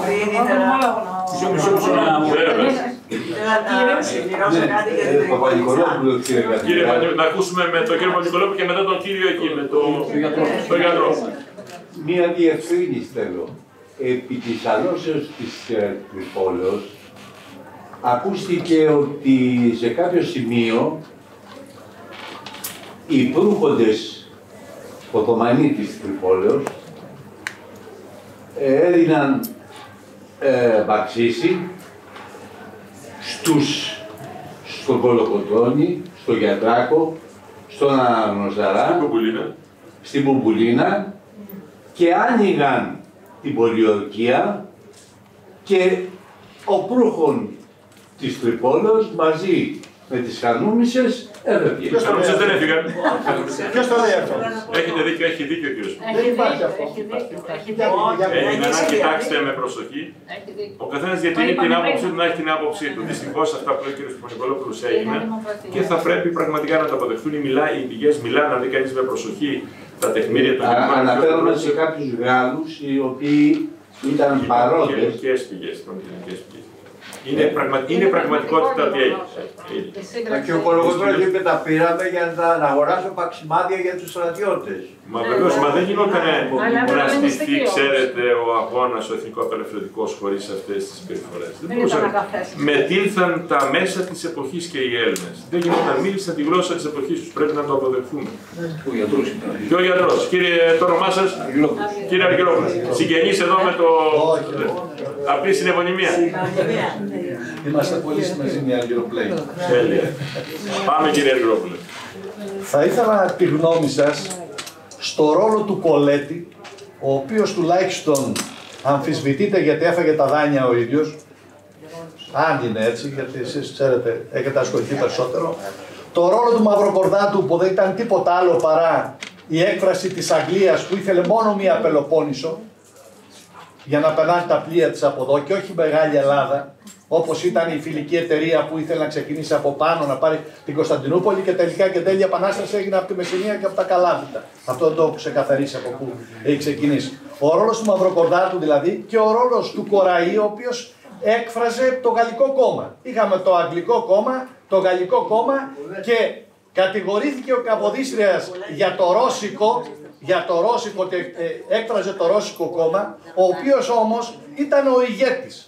Και δεν υπήρχε δηλαδή, κατά τη γνώμη μου, αυτό που έχω εγώ σαν συμπέρασμα, έτσι, ότι ο Καποδίστριας ήταν ο άνθρωπος που αν δεν τον δολοφονούσαν, και ξέρουμε ποιοι τον δολοφόνησαν, όπως και τον Κολοκοτρώνη που άλλαξε στρατόπεδο από τους Άγγλους, στήριξε τον Καποδίστρια, γι' αυτό και δολοφονήθηκε, θα είχαμε μια άλλη Ελλάδα. Ο ρόλος του Κοραή δηλαδή και του Μαυροκορδάτου, μέσα από τη φαναριώτικη αντίληψη που είχαν, ήταν με τα συμφέροντα της Αγγλίας και της Γαλλίας. Ο Καποδίστριας, παρόλο ότι ήταν υπουργός εξωτερικών της Ρωσίας, είπε στον Τζάρο, αν εγώ μου πεις τι θα προτιμήσω να φύγω από τους Ρώσους και γιατί είμαι Έλληνας. Δεν ξέρω αν αυτά ισχύουν. Θα ήθελα τη γνώμη σας. Αλλά θίγεται, εκτός και αν θέλει να πει κάτι και η κυρία Μαγκλάρα, πάνω σε αυτό που είπε ο γιατρός. Να απαντήσω πρώτα σε αυτό. Γιατί ο γιατρός πραγματικά έχει δίκιο, ωστόσο πρέπει να σας πω ότι θίγεται το πανόραμα της Ελληνικής Επανάστασης. Για να σας απαντήσω με τα αυτόματα πρέπει να μιλάω πολλές φορές. Όμως, επιτροχάδιν και πανοραμικά μπορώ να σας πω κάποια πράγματα από την πολύχρονη μελέτη που έχω κάνει. Κοιτάξτε, αυτή η γενιά του 1821, η περίφημη μετρογενιά του 1821, αν δεν ήταν αυτή που ήταν με τα θετικά της και τα αρνητικά της, με τα πάθη της, δεν θα μπορούσε να επιτύχει η επανάσταση του 1821, πρέπει να σας πω. Διότι και άλλες γενιές. Έχουμε 11 μεγάλα επαναστατικά κινήματα. Για σκεφτείτε πόσα επαναστατικά και 11. Και σφάζονταν οι Έλληνες και άντεχαν πραγματικά στο πόνο, στο αίμα, στις ταλαιπωρίες, στην ανέχεια, στην πείνα. Επομένως, αν μου λέτε για τον Ιωάννη Κολέτη, βεβαίως τα κόμματα έχουν τη δυνατότητα μέχρι στις 18 Μαρτίου του 1844 να φέρουν επίσημα, παρακαλώ, στο τίτλο τους, στην ονομασία τους, το όνομα της μεγάλης δύναμης που τα υποστήριζε. Για όλα αυτά που είπατε έχετε δίκιο. Πραγματικά η Μεγάλη Βρετανία επιδίωκε να δημιουργηθεί ένα κράτος, μια ημιαυτόνομη φόρου υποτελού στην υψηλή πύλη ηγεμονία, η οποία πρέπει να σας πω θα περιοριζόταν μόνο στην Πελοπόννησο. Δεν υπάρχει καμία αμφιβολία. Γι' αυτό δημιούργησε και μεγάλες αντιπαλότητες. Ο Αλέξανδρος Μαυροκορδάτος, πρέπει να σας πω, όταν ένας ευφυής πολιτικός άντρας είναι ακριβώς. Θα σας απαντήσω ολοκληρωμένα. Αφήστε να στο λόγο και πείτε την άποψή σας. Πρέπει να σας πω ότι ο Αλέξανδρος Μαυροκορδάτος ήταν ο ικανότερος πολιτικός αμέσως μετά τον Ιωάννη Καποδίστρια. Αν δεν υπήρχε Καποδίστριας, πιστεύω οι Έλληνες θα προσέτρεχαν στον Αλέξανδρο Μαυροκορδάτη. Ήταν πολύγλωσσος, ευφιέστατος. Έχει γραφεί και μια ωραία μονογραφία που νομίζω ότι παρουσιάζει μόνο τα θετικά του τελευταίο καιρό και δεν θέλει να αποδεχθεί ότι είχε αρνητικά. Ήταν ένας άνθρωπος ο οποίος δημιούργησε πολλές μαύρες τρύπες μέσα στην Ελληνική Επανάσταση. Δυστυχώς ήταν μηχανογράφος, δολοπλόκος, ευφιέστατος όμως. Και αν με ρωτάτε τώρα στο διατάφτα, μπορούσε η Ελληνική Επανάσταση να μην είχε ένα Μαυροκορδάτη, θα μπορούσε να επιβιώσει? Όχι. Πρέπει να αποφευθούμε ότι οι Έλληνες της γενιάς του 1821 έπαιξαν διαφορετικούς ρόλους. Δεν γινόταν, κυρίες και κύριοι, να επιβιώσει η Επανάσταση χωρίς τον Μαυροκορδάτο, χωρίς τον Ιωάννη Κολέτη. Ο Κολέτης, σας είπα, είναι ο πρώτος κοινοβουλευτικά εκλεγμένος πρωθυπουργός του ελληνικού κράτους. Κερδίζει τις εκλογές της 6ης Ιουλίου του 1844 με πολύ ύπουλο τρόπο. Από ποιον? Από τον Μαυροκορδάτο? Από τον μεγάλο μηχανογράφο της Επανάστασης κερδίζει ο Κολέτης τις πρώτες κοινοβουλευτικές εκλογές που διεξάγονται για 3 μήνες. Για προσέξτε πόσο παμπώνυρος ήταν σε σχέση με τον Μαυροκορδάτο. Επίσης δεν έχουμε αρχείο από την πλευρά του Μαυροκορδάτου. Το κατέστρεψε εν πλήρη γνώση όσο ζούσε, εν πλήρη συνειδήση. Δηλαδή υπάρχουν πάρα πολλά πράγματα που πρέπει να τα ξέρουμε σήμερα για να αποφανθούμε με βεβαιότητα. Δεν μπορούσε η Επανάσταση και αυτό το απέδειξαν. Ξεκίνησαν η Εθνοσυνέλευση της 3ης Σεπτεμβρίου του 1843 στις 8 Νοεμβρίου του 1943 και δεν μπορούσαν να παρέπε το σώμα. Δεν γινόταν να βρουν το βηματισμό του και ξεκινούν λοιπόν με τον Ιωάννη Κολέτη και αυτός ο άνθρωπος, αυτός ο φοβερός, ήταν άκουλο πυθύνιο όργανο των Γάλλων. Δεν υπάρχει καμία αμφιβολία. Είπε για τα του Δούκα, του Νεμούρ κτλ. Έκαναν διάφορες μανούβρες. Μα πώς θα γινόταν κτήμα των πολλών ευρωπαϊκών αυλών η Επανάσταση χωρίς να υπήρχε ο Μαυροκορδάτος ή ο Κολέτης? Για σκεφτείτε εδώ.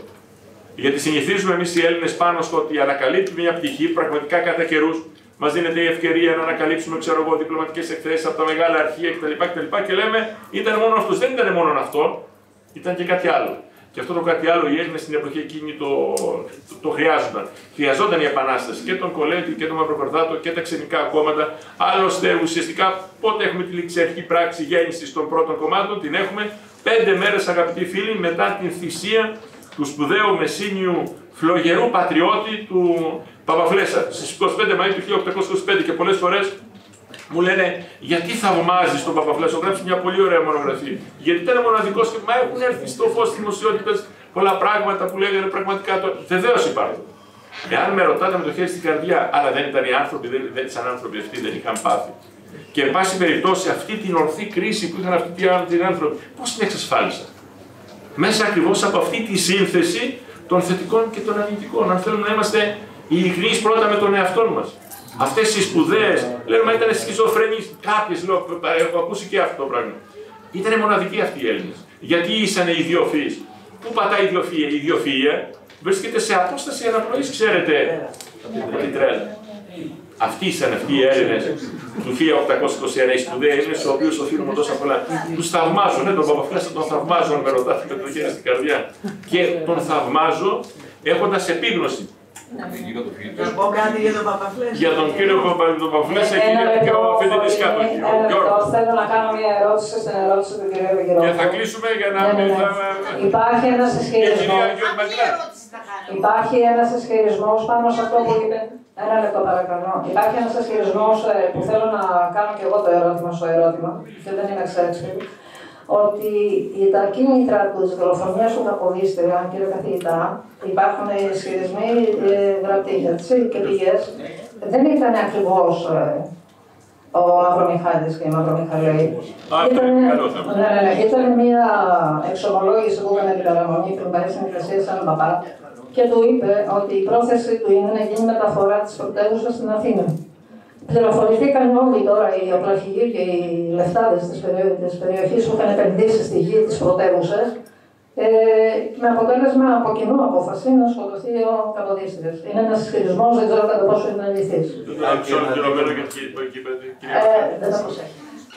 Μα είναι μια παρέμβαση υπέρ σας από το Υπάρχει η προδοσία ενός παπά της εξομολόγησης της παραμονής της γιορτής, ότι στην εξομολόγηση του είπε ότι μεταφέρεται η πρωτεύουσα από τον Ναύπλιο, είχε κανονίσει να πάει στην Αθήνα.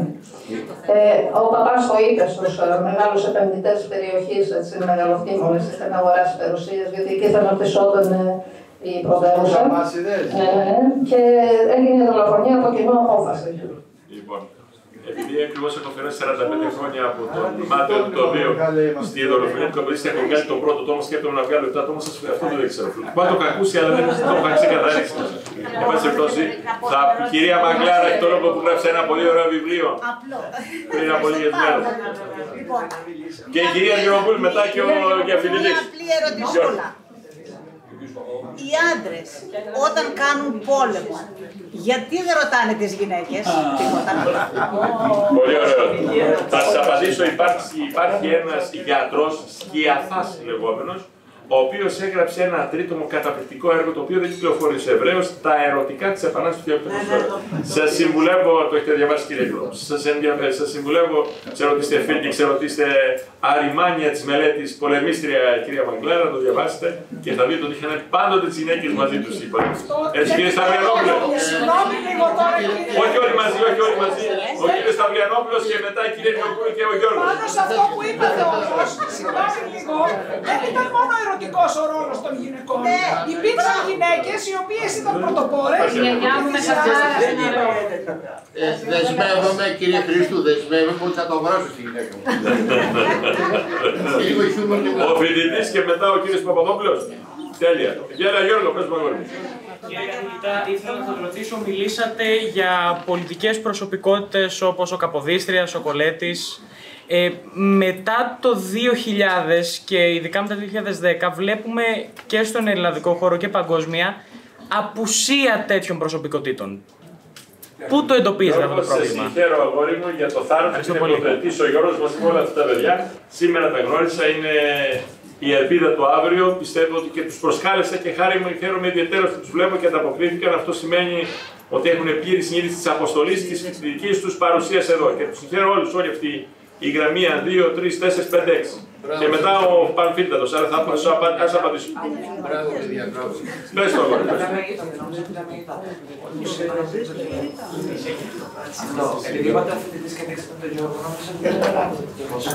Δεν το κατάλαβα, αγόρι μου, οπότε... Ναι, πες το αγόρι, πες το, τι θέλεις. Απαντήστε πρώτα στο παιδί και θα πω αυτό που θέλω. Τέλεια, λοιπόν Γιώργο, πραγματικά είναι ένα σύμπτωμα των καιρών, ό,τι έμπορα ομόρες. Δυστυχώς υπάρχει κρίση ηγεσίας τα τελευταία 20-30 χρόνια, αλλά αυτό έχει σχέση, ξεκινάει ουσιαστικά με την νεωτερικότητα, η οποία διαμορφώνεται μετά τον Δεύτερο Παγκόσμιο Πόλεμο στο μεταπολεμικό, στη μεταπολεμική κοινωνία, για τον απλούστατο λόγο, διότι η κοινωνία, πρέπει να σας πω, η παγκόσμια απεκολυμπισμένη κοινωνία της εποχής εκείνης έπαθε ένα μεγάλο φιάσκο. Γιατί μέχρι το 1945, πρέπει να σας πω, η ιστορία γράφεται από τις ισχυρές, τις μεγάλες προσωπικότητες, τις οποίες αν τις δει κανείς μέσα από τα αρχεία των προσωπικών τους γιατρών θα διαπιστώσει ότι είχαν πολλά προβλήματα. Και αναφέρομαι και στον Χίτλερ και στον Στάλιν και σε άλλους ηγέτες που είχαν πολλά προβλήματα. Πρέπει να σας πω πως επίσης το τελευταίο καιρό είναι της μόδας να βλέπουμε την πορεία των ανθρώπων αυτών οι οποίοι έχασαν τον έλεγχο. Επομένως, μέχρι το Δεύτερο Παγκόσμιο Πόλεμο έχουμε την ιστορία των ισχυρών προσωπικότητων. Μετά το 1945 έχουμε την ιστορία των ισχυρών συλλογικότητων. Με αποτέλεσμα να χάνονται οι προσωπικότητες ή αυτές που είχαν τουλάχιστον μέχρι τη δεκαετία του 70 και του 80, όπως έχουμε, ξέρω εγώ, τον Κωνσταντίνο Καραμαλή, όπως έχουμε τον Γεώργιο Παπανδρέου, κάπως φαίνονται μετά τη μεταπολίτευση, αλλά και αυτοί οι προϊόντες του χρόνου χάνονται. Επομένως, είμαστε σε μια διαρκή κρίση αξιών, προσωπικότητων και κυρίως έμπνευσης για το καινούριο και αυτό το οποίο τελικά μας ταιριάζει και μας αξίζει. Μάριος. Ο Μάριος. Θυμάμαι τα ονόματά σας. Λοιπόν, Μάρια και μετά ο κ. Παπαδόπουλος. Εγώ δεν θέλω να κάνω κυρίως κάποια ερώτηση, όσο μια προσθήκη. Στην αρχή, όταν τελειώσατε τη διάλεξη, μίλησε η κυρία... Ναι. Όταν τελειώσατε τη διάλεξη, μίλησε η κυρία με το λευκό και είπε, δεν θυμάμαι το όνομά σας, συγγνώμη. Κυρία Γιουρή. Ναι. Και είπε συγκεκριμένα για τα σκάνδαλα, τα οικονομικά που υπάρχουν στην Ελλάδα και ρώτησε συγκεκριμένα αν αυτό έχει να κάνει με κάποιο γενετικό υπόβαθρο, με κάποιο κουσούρι γενικά των Ελλήνων από το παρελθόν. Και θεωρώ, βασικά συμπληρωματικά απαντάω στην κυρία, ότι δεν θεωρώ ότι είναι τόσο ότι έχει να κάνει με τον ελληνικό λαό, όσο γενικά με τη φύση του ανθρώπου. Ο άνθρωπος χαρεύει προς το κακό, αλλά δεν πιστεύω ότι υπάρχει ενσωματωμένο μέσα στο DNA των Ελλήνων η ροπή προς το κακό, προς την απάτη. Δεν πιστεύω. Πιστεύω ότι όλα αυτά είναι επίκτητα. Ακριβώς αυτό πες το μόλι. Ότι δεν έχει να κάνει με τον ελληνικό λαό συγκεκριμένα, ότι εάν το έχεις μέσα σου είναι επειδή το έχεις μέσα σου σαν άνθρωπος. Και τι θέλω να πω. Ναι, αλλά αυτό που μας λες επιβεβαιώνει την άποψη ότι τελικά υπάρχει στο DNA μια τέτοιου είδους εγγραφή. Το απατεώνα. Το απατεώνα. Δεν έχουμε κάτι τέτοιο. Οι συνθήκες. Επίκτητα, λέει ο κύριος Αγγελόπουλος. Αυτό αναιρεί όμως το άλλο που λες. Εντάξει, σε κατάλαβα πίσω. Θα το συζητήσουμε. Κατάλαβα. Έχουμε και άθεση αμαρτιών. Ο κύριος Παπαδόπουλος. Τέλεια, μπράβο. Οι θετικοί επιστήμονες έχουν το πρωτόκολλο. Θέλω να σας ευχαριστήσω για την παρουσία σας. Μας έδωσε τη δυνατότητα να κάνουμε μια πολύ ωραία συζήτηση όπως την εκλαμβάνω εγώ. Ήθελα να σας βάλω μονάχα δύο ερωτήματα. Να καταλάβω κιόλας για να κάνω και ένα... αγαπητοί φίλοι, να ακούσουμε τον κύριο Παπαδόπουλο, όπως σεβάστηκε εκείνος τους υπόλοιπους συνομιλητές. Καλά πάμε. Η νεωτερικότητα, για να καταλάβω, δεν έχει αυτό το στενό χρονικό περιορισμό όπως έχει ο Μεσαίωνας, η αναγέννηση. Είναι κάτι το οποίο ξεκινάει μετά την Γαλλική Επανάσταση, αν κατάλαβα καλά, με τις αρχές του διαφωτισμού και μετά την αναγέννηση. Και συνεχίζεται μέχρι σήμερα. Και έχει πολλά κομμάτια που τα θεωρούμε και αυτά νεωτερικά. Μέσα στην νεωτερικότητα υπάρχουν πικ νεωτερικότητας, αν κατάλαβα καλά. Σωστό. Γι' αυτό πάμε και στη μετανεωτερικότητα. Πολύ ωραία. Σε αυτά τα πικ που είπατε. Ωραία. Το δεύτερο που θέλω να καταλάβω, νομίζω ότι η νεωτερικότητα προσλαμβάνεται από όλους μας ως κάτι θετικό. Γιατί πάει σε κάποιες καινούριες καταστάσεις οι οποίες πηγαίνουν τον ανθρώπινο πολιτισμό προς τα εμπρός. Παίρνετε άριστα, κύριε Παπαδόπουλε, καταλάβετε διάλεξή μου σε όλες τις πτυχές. Πραγματικά θα το έβαζα να ολοκληρώσω, γιατί θέλω και το ερώτημα να καταλήξει στο εξής, που εγώ έχω μια άποψη, εδραία άποψη από μικρός. Άρα η νεωτερικότητα, όπως μας το είπατε, είναι και κάτι που μέσα στις αρχές της και αυτό που μας πηγαίνει προς τα μπρος έχει και την ανεκτικότητα σε πολύ μεγάλο βαθμό. Έτσι. Η ανεκτικότητα βέβαια δεν σημαίνει ότι πρέπει να επιτρέπουμε τα πάντα, όχι να κάνουμε την λογοκρισία μας, ότι παραδείγματος χάρη η πίστη εντάσσεται μέσα στην νεωτερικότητα. Νομίζω πως όχι, εγώ προσωπικά. Άρα, βέβαια, η νεωτερικότητα δείχνει την ανεκτικότητα και πρέπει. Σέβομαι και εγώ απόλυτα αυτό το πράγμα, είναι η προσωπική επιλογή, αλλά όσες αξίες δεν εντάσσονται μέσα στην όθηση που δίνει η νεωτερικότητα, θα πρέπει να περιορίζονται στο ιδιωτικό και όχι στο δημόσιο. Δηλαδή, η κοινωνία θα πηγαίνει προς τα μπρος με εκείνες τις αξίες και τις αρχές οι οποίες δεν θα την γυρίζουν προς τα πίσω. Να υπάρχουν και αυτές, να γίνονται απόλυτα σεβαστές, αλλά όμως να μην τραβούν την κοινωνία από τα μπρος προς τα πίσω. Ήταν πάρα πολύ ωραία η άποψή σας και νομίζω ότι βάλατε μέσα στο πλαίσιο και τονίσατε, νομίζω, κύριε Παπαδόπουλε, και το θέμα της ανεκτικότητας, της συμπερίληψης και όλα αυτά. Ξέρετε, το 1948, αν κατάφερε να δημιουργήσει τις προϋποθέσεις η Ινδία να γίνει συμπερίληψη, εάν δημιούργησε τις προϋποθέσεις για να γίνει ανεξάρτητο κράτος η Ινδία, το πέτυχε διότι ήρθε και διατύπωσε για πρώτη φορά την πολιτική θεωρία και τη στρατηγική της μη βίας. Μέχρι τότε ποιος το έχει σκεφτεί αυτό της μη βίας? Κανείς. Παρά το γεγονός ότι κάποιοι ως πολιτικό εργαλείο το σκέπτονταν. Εγώ θέλω να σας αναφέρω κάτι το οποίο συγκυριακά το ανακάλυψα αυτό το βλέπω πάρα πολύ λίγη τηλεόραση, βλέπω όμως σε εκπομπές λόγου και τέχνης πόσο μεγάλη εντύπωση έκανε σε κάποιους φοιτητές μου το γεγονός ότι έβλεπαν με ιδιαίτερη προσοχή και επιμέλεια σε φοιτητές, προσέξτε το, 18χρονους, 20χρονους, την σειρά που έπαιχε πριν από λίγο καιρό στο Μέγκα. Από τα Φάρασα στον ουρανό. Τον Άγιο Παΐσιο. Τον Άγιο Παΐσιο. Προσέξτε να δείτε, δεν θέλω να πω τίποτα άλλο. Μου έκανε φοβερή εντύπωση που νέοι άνθρωποι μου είπαν, κύριε, κοιτάξτε αυτή τη σειρά. Οφείλω να ομολογήσω ότι είδα 1-2 επεισόδια. Αλλά δεν σας κρύβω, βεβαίως ο κινηματογράφος ως η έβδομη πετυχημένη τέχνη της κοινωνίας, της αυθονίας και του καταναλωτισμού, οπωσδήποτε έχει πάρα πολλές παραφθορές, έχει την υπερβολή, πράγματι στο ψέμα, έχει καμουφλαρισμένα πάρα πολλά πράγματα, αλλά δεν υπάρχει μια αλήθεια, ξέρετε, πίσω από αυτή την πορεία αυτού του ανθρώπου. Από τα Φάρασα στον ουρανό. Ένας άνθρωπος ο οποίος στην ταπεινή μου έτσι αντίληψη, σε αυτό που εισπράττω εγώ, ως αίσθημα, όχι ως έρευνα, αλλά οπωσδήποτε με κινητοποιεί, μ' αρέσει όταν μελετώ το μικρασιατικό κόσμο. Επειδή ακριβώς παιδιόθεν άκουγα από τον παππού μου για τη μικρασιατική περιπέτεια για τη στροφή με ενόχλησε. Είμαι 62 χρονών και ακόμα μέσα μου όταν βλέπω παρουσιαστεί σε εκπομπές, τηλεόραση, σε πολλούς ανθρώπους έτσι, με πολύ αγάπη, με πολύ αίσθημα, όπως εσείς καλή ώρα που μου δημιουργείτε ένα αίσθημα της ψυχικής εφορίας, που αγαπώ πάρα πολύ το μικρασιατικό κόσμο, αλλά ταυτόχρονα μέσα μου υπάρχει αυτό το παιδικό ερώτημα, γιατί να χάσουμε στη Μικρασία, παρά το γεγονός ότι έχω πάρα πολλά πιστήρια, πάρα πολλές αποδείξεις. Αυτό το αίσθημα, πρέπει να σας πω, το αναπάντητο ακόμα, αν μου επιτρέψετε, παρά το γεγονός ότι έχω πάρα πολλές απαντήσεις, καταλαβαίνετε την αντίφαση ακριβώς αυτής της παρατήρησης, μου το ενίσχυσε αυτή η σειρά από τα Φάρασα στον ουρανό. Με έκανε να αγαπήσω αυτό το χώρο και να δω και να καταλάβω αυτό το οποίο λέει στην Αποκάλυψη ο Άγιος Ιωάννης, ότι πραγματικά οι 7 εκκλησίες της Αποκάλυψης. Για σκεφτείτε το. Πού υπάρχουν οι 7 εκκλησίες της Αποκάλυψης? Υπάρχουν στη Μικρά Ασία. Και επίσης μου κάνει φοβερή εντύπωση πως ένας άλλος σπουδαίος άνθρωπος, ο οποίος μεσουράνησε, προσέξτε, αυτό είναι το φοβερό, ανακάλυψε στο Ιστορικό Αρχείο του Ηνωμένου, και έχω σκοπό να το δημοσιεύσω και θέλω να το δημοσιεύσω εδώ στη Μεσσηνία. Ανακάλυψε εντελώς τυχαία. Γι' αυτό δεν μπορεί κανείς, τα όρια της επιστήμης είναι ατελείωτα, είναι άπειρα, υπάρχει το ανακάλυψα στο Ιστορικό Αρχείο του ΟΗΕ, πρέπει να σας πω, στις Ηνωμένες Πολιτείες της Αμερικής, μια σειρά υπομειμάτων από τον Κωνσταντίνο Καραθεοδωρή. Τον σπουδαίο αυτόν μαθηματικό, τον έχω παρουσιάσει στη τηλεόραση, έχω κάνει μελέτες, πάρα πολλά. Είχα την αίσθηση ότι τον έχω μελετήσει μέχρι εκεί που δεν πάει. Ώσπου ξαφνικά βλέπουμε, γι' αυτό λέμε τα όρια της έρευνας είναι ατελείωτα.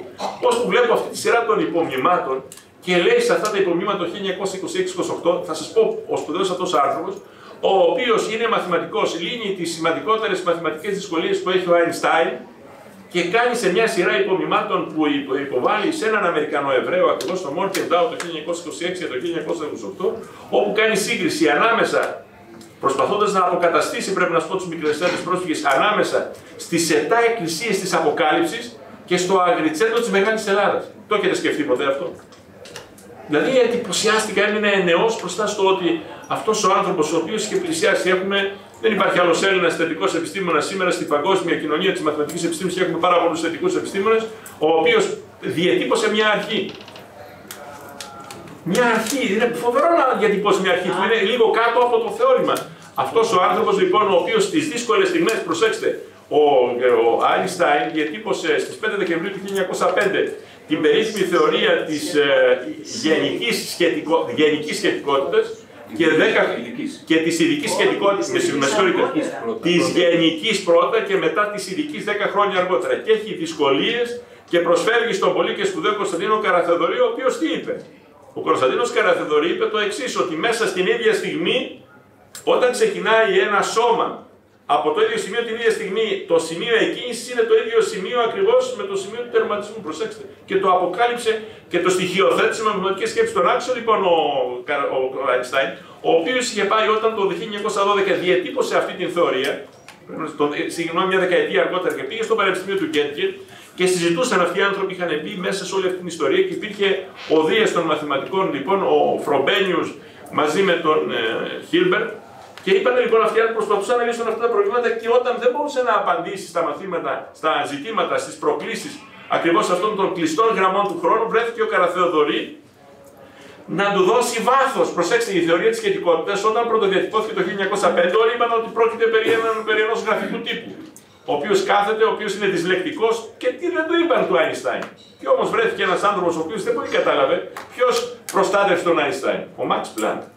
Ο Μαξ Πλάνκ, ο οποίος πήρε το Νόμπελ της Χημείας το 1918 και επειδή τελείωνε ο πρώτος παγκόσμιος δεν πήρε και πήγε το 1919, αυτός πήρε την πρωτοβουλία και είπε με το ένστικτο του παράδειγμα ότι δεν είχε καταλάβει τη θεωρία της σχετικότητας. Είπε: προσοχή, αφήστε κάτω τα χέρια σας από τον Άινστάιν και τον προστάτευσε. Αλλιώς θα τον είχαν ισοπεδώσει. Και λέει επίσης τον Άινστάιν ότι ένα μυαλό πραγματικά πρωτοπόρο που έχει τρισδιάστατη αντίληψη που φτάνει ακριβώς στην τοπογραφία κτλ. Λέει θα σου φανεί χρήσιμο. Και τον γνωρίζει ακριβώς τον Άινστάιν στον Κωνσταντίνο Καραθεοδωρή. Και αυτός δίνει με μαθηματικό τρόπο απόδειξη. Λοιπόν, αυτός ο σπουδαίος μαθηματικός, ο οποίος έχει στη σκέψη του και στο μυαλό του μόνο μαθηματικές σκέψεις και μαθηματικούς τύπους, κάνει αυτόν τον παραλληλισμό και εντυπωσιάστηκα. Σας το θέτω και θα το δημοσιεύσω αυτό που σας είπα αυτούς δύο. Συγκρίνει, προσέξτε.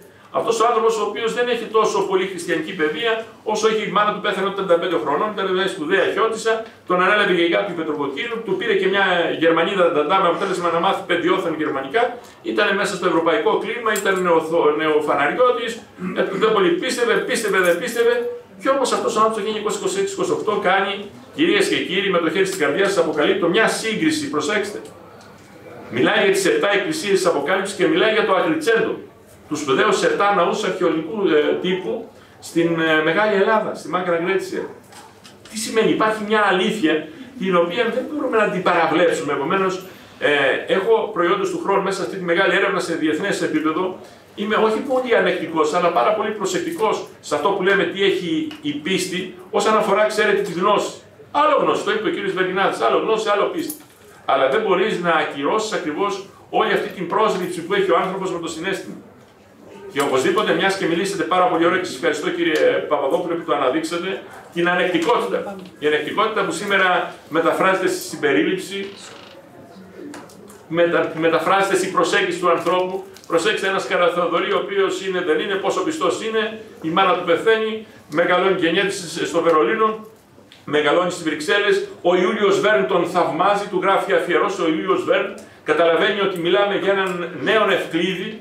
Προσέξτε, μιλάμε για έναν πολύ ξεχωριστόν άνθρωπο, ο οποίος έχει εντυπωσιάσει την εποχή την παγκόσμια κοινωνία. Για ποιον μιλάνε ακόμα οι Γερμανοί, όταν πρωτοπήγα στη Γερμανία πριν από 40 χρόνια φοιτητής, οφείλω να ομολογήσω ότι ήξερα αλλά πάρα πολύ λίγα για τον Κωνσταντίνο Καραθεοδωρή, γι' αυτό έχω αφιερώσει πάρα πολλά χρόνια στη μελέτη του. Απέναντι στη φοιτητική αιστεία που ανήκει στην Ευαγγελική Εκκλησία, διότι πολλές φοιτητικές αιστείες εκείνη του κράτους, είτε των εκκλησιών, διότι είναι εύρωστες οι εκκλησίες, πολύ εύρωστες, δεν έχουν καμία σχέση με την Ορθόδοξη Εκκλησία, δηλαδή για την περιουσία την εκκλησιαστική της Ορθόδοξης Εκκλησίας, που να δείτε τι έχουν οι Καθολικοί και τι έχουν οι Προτεστάντες. Και ακριβώς απέναντι είχα τον ιστορικό κτίριο των μαθηματικών και έλεγε Gebäude des Konstantin Καραθεοδωρή. Ποιος λένε εδώ πέρα για έναν Έλληνα. Έχουν οι Γερμανοί, αποδέχονται ακριβώς έναν Έλληνα. Πόσο σημαντικός πρέπει αυτός είναι ο Έλληνας μαθηματικός. Είχα αυτή την εντύπωση. Έβγαινα για το παράθυρό μου κάθε πρωί, γιατί στις 8 η ώρα άρχιζαν οι πανεπιστημιακές παραδόσεις στο Πανεπιστήμιο του Μαρόκου και έβλεπα αυτόν. Με είχε προκαλέσει μεγάλη εντύπωση. Με είχε κάνει να αισθάνομαι πάρα πολύ υπερήφανος. Με κινητοποιούσε το γεγονός ότι έβλεπα Gebäude Sektor Konstantin Καραθεοδωρή. Ένα τελευταίο με τη λέξη πίστη. Πίστη χρησιμοποιεί η φιλοσοφία μόνο πίστη για τον άνθρωπο. Πίστη στον άνθρωπο. Πίστη στη λογική του Αριστοτέλη. Συγγνώμη κύριε Βεργινάδη, είναι φοιτήτριες οι κυρίες. Να είναι καλά. Πίστη στη λογική του Αριστοτέλη, πίστη στη διαλεκτική λογική του Ηράκλειτου, πίστη στον ορθολογισμό. Πουθενά αλλού στη φιλοσοφία δεν χρησιμοποιούμε τη λέξη πίστη. Δεκτών, χρειαζόμαστε και αυτή την πίστη, την οποία ανέδειξε ο Διευθυντής του Διαδράκης. Κύριε παιδί μου, κύριε παιδί μας κάτι θέλει να πει. Είπα αυτό που είπα για τον Γιανναρά, ο οποίος υπήρξε μέγας. Και ο οποίος μας άφησε χρόνος πριν από ένα χρόνο, ένας σπουδαίος διανοητής. Και με συγχαρητήρια σε όλους.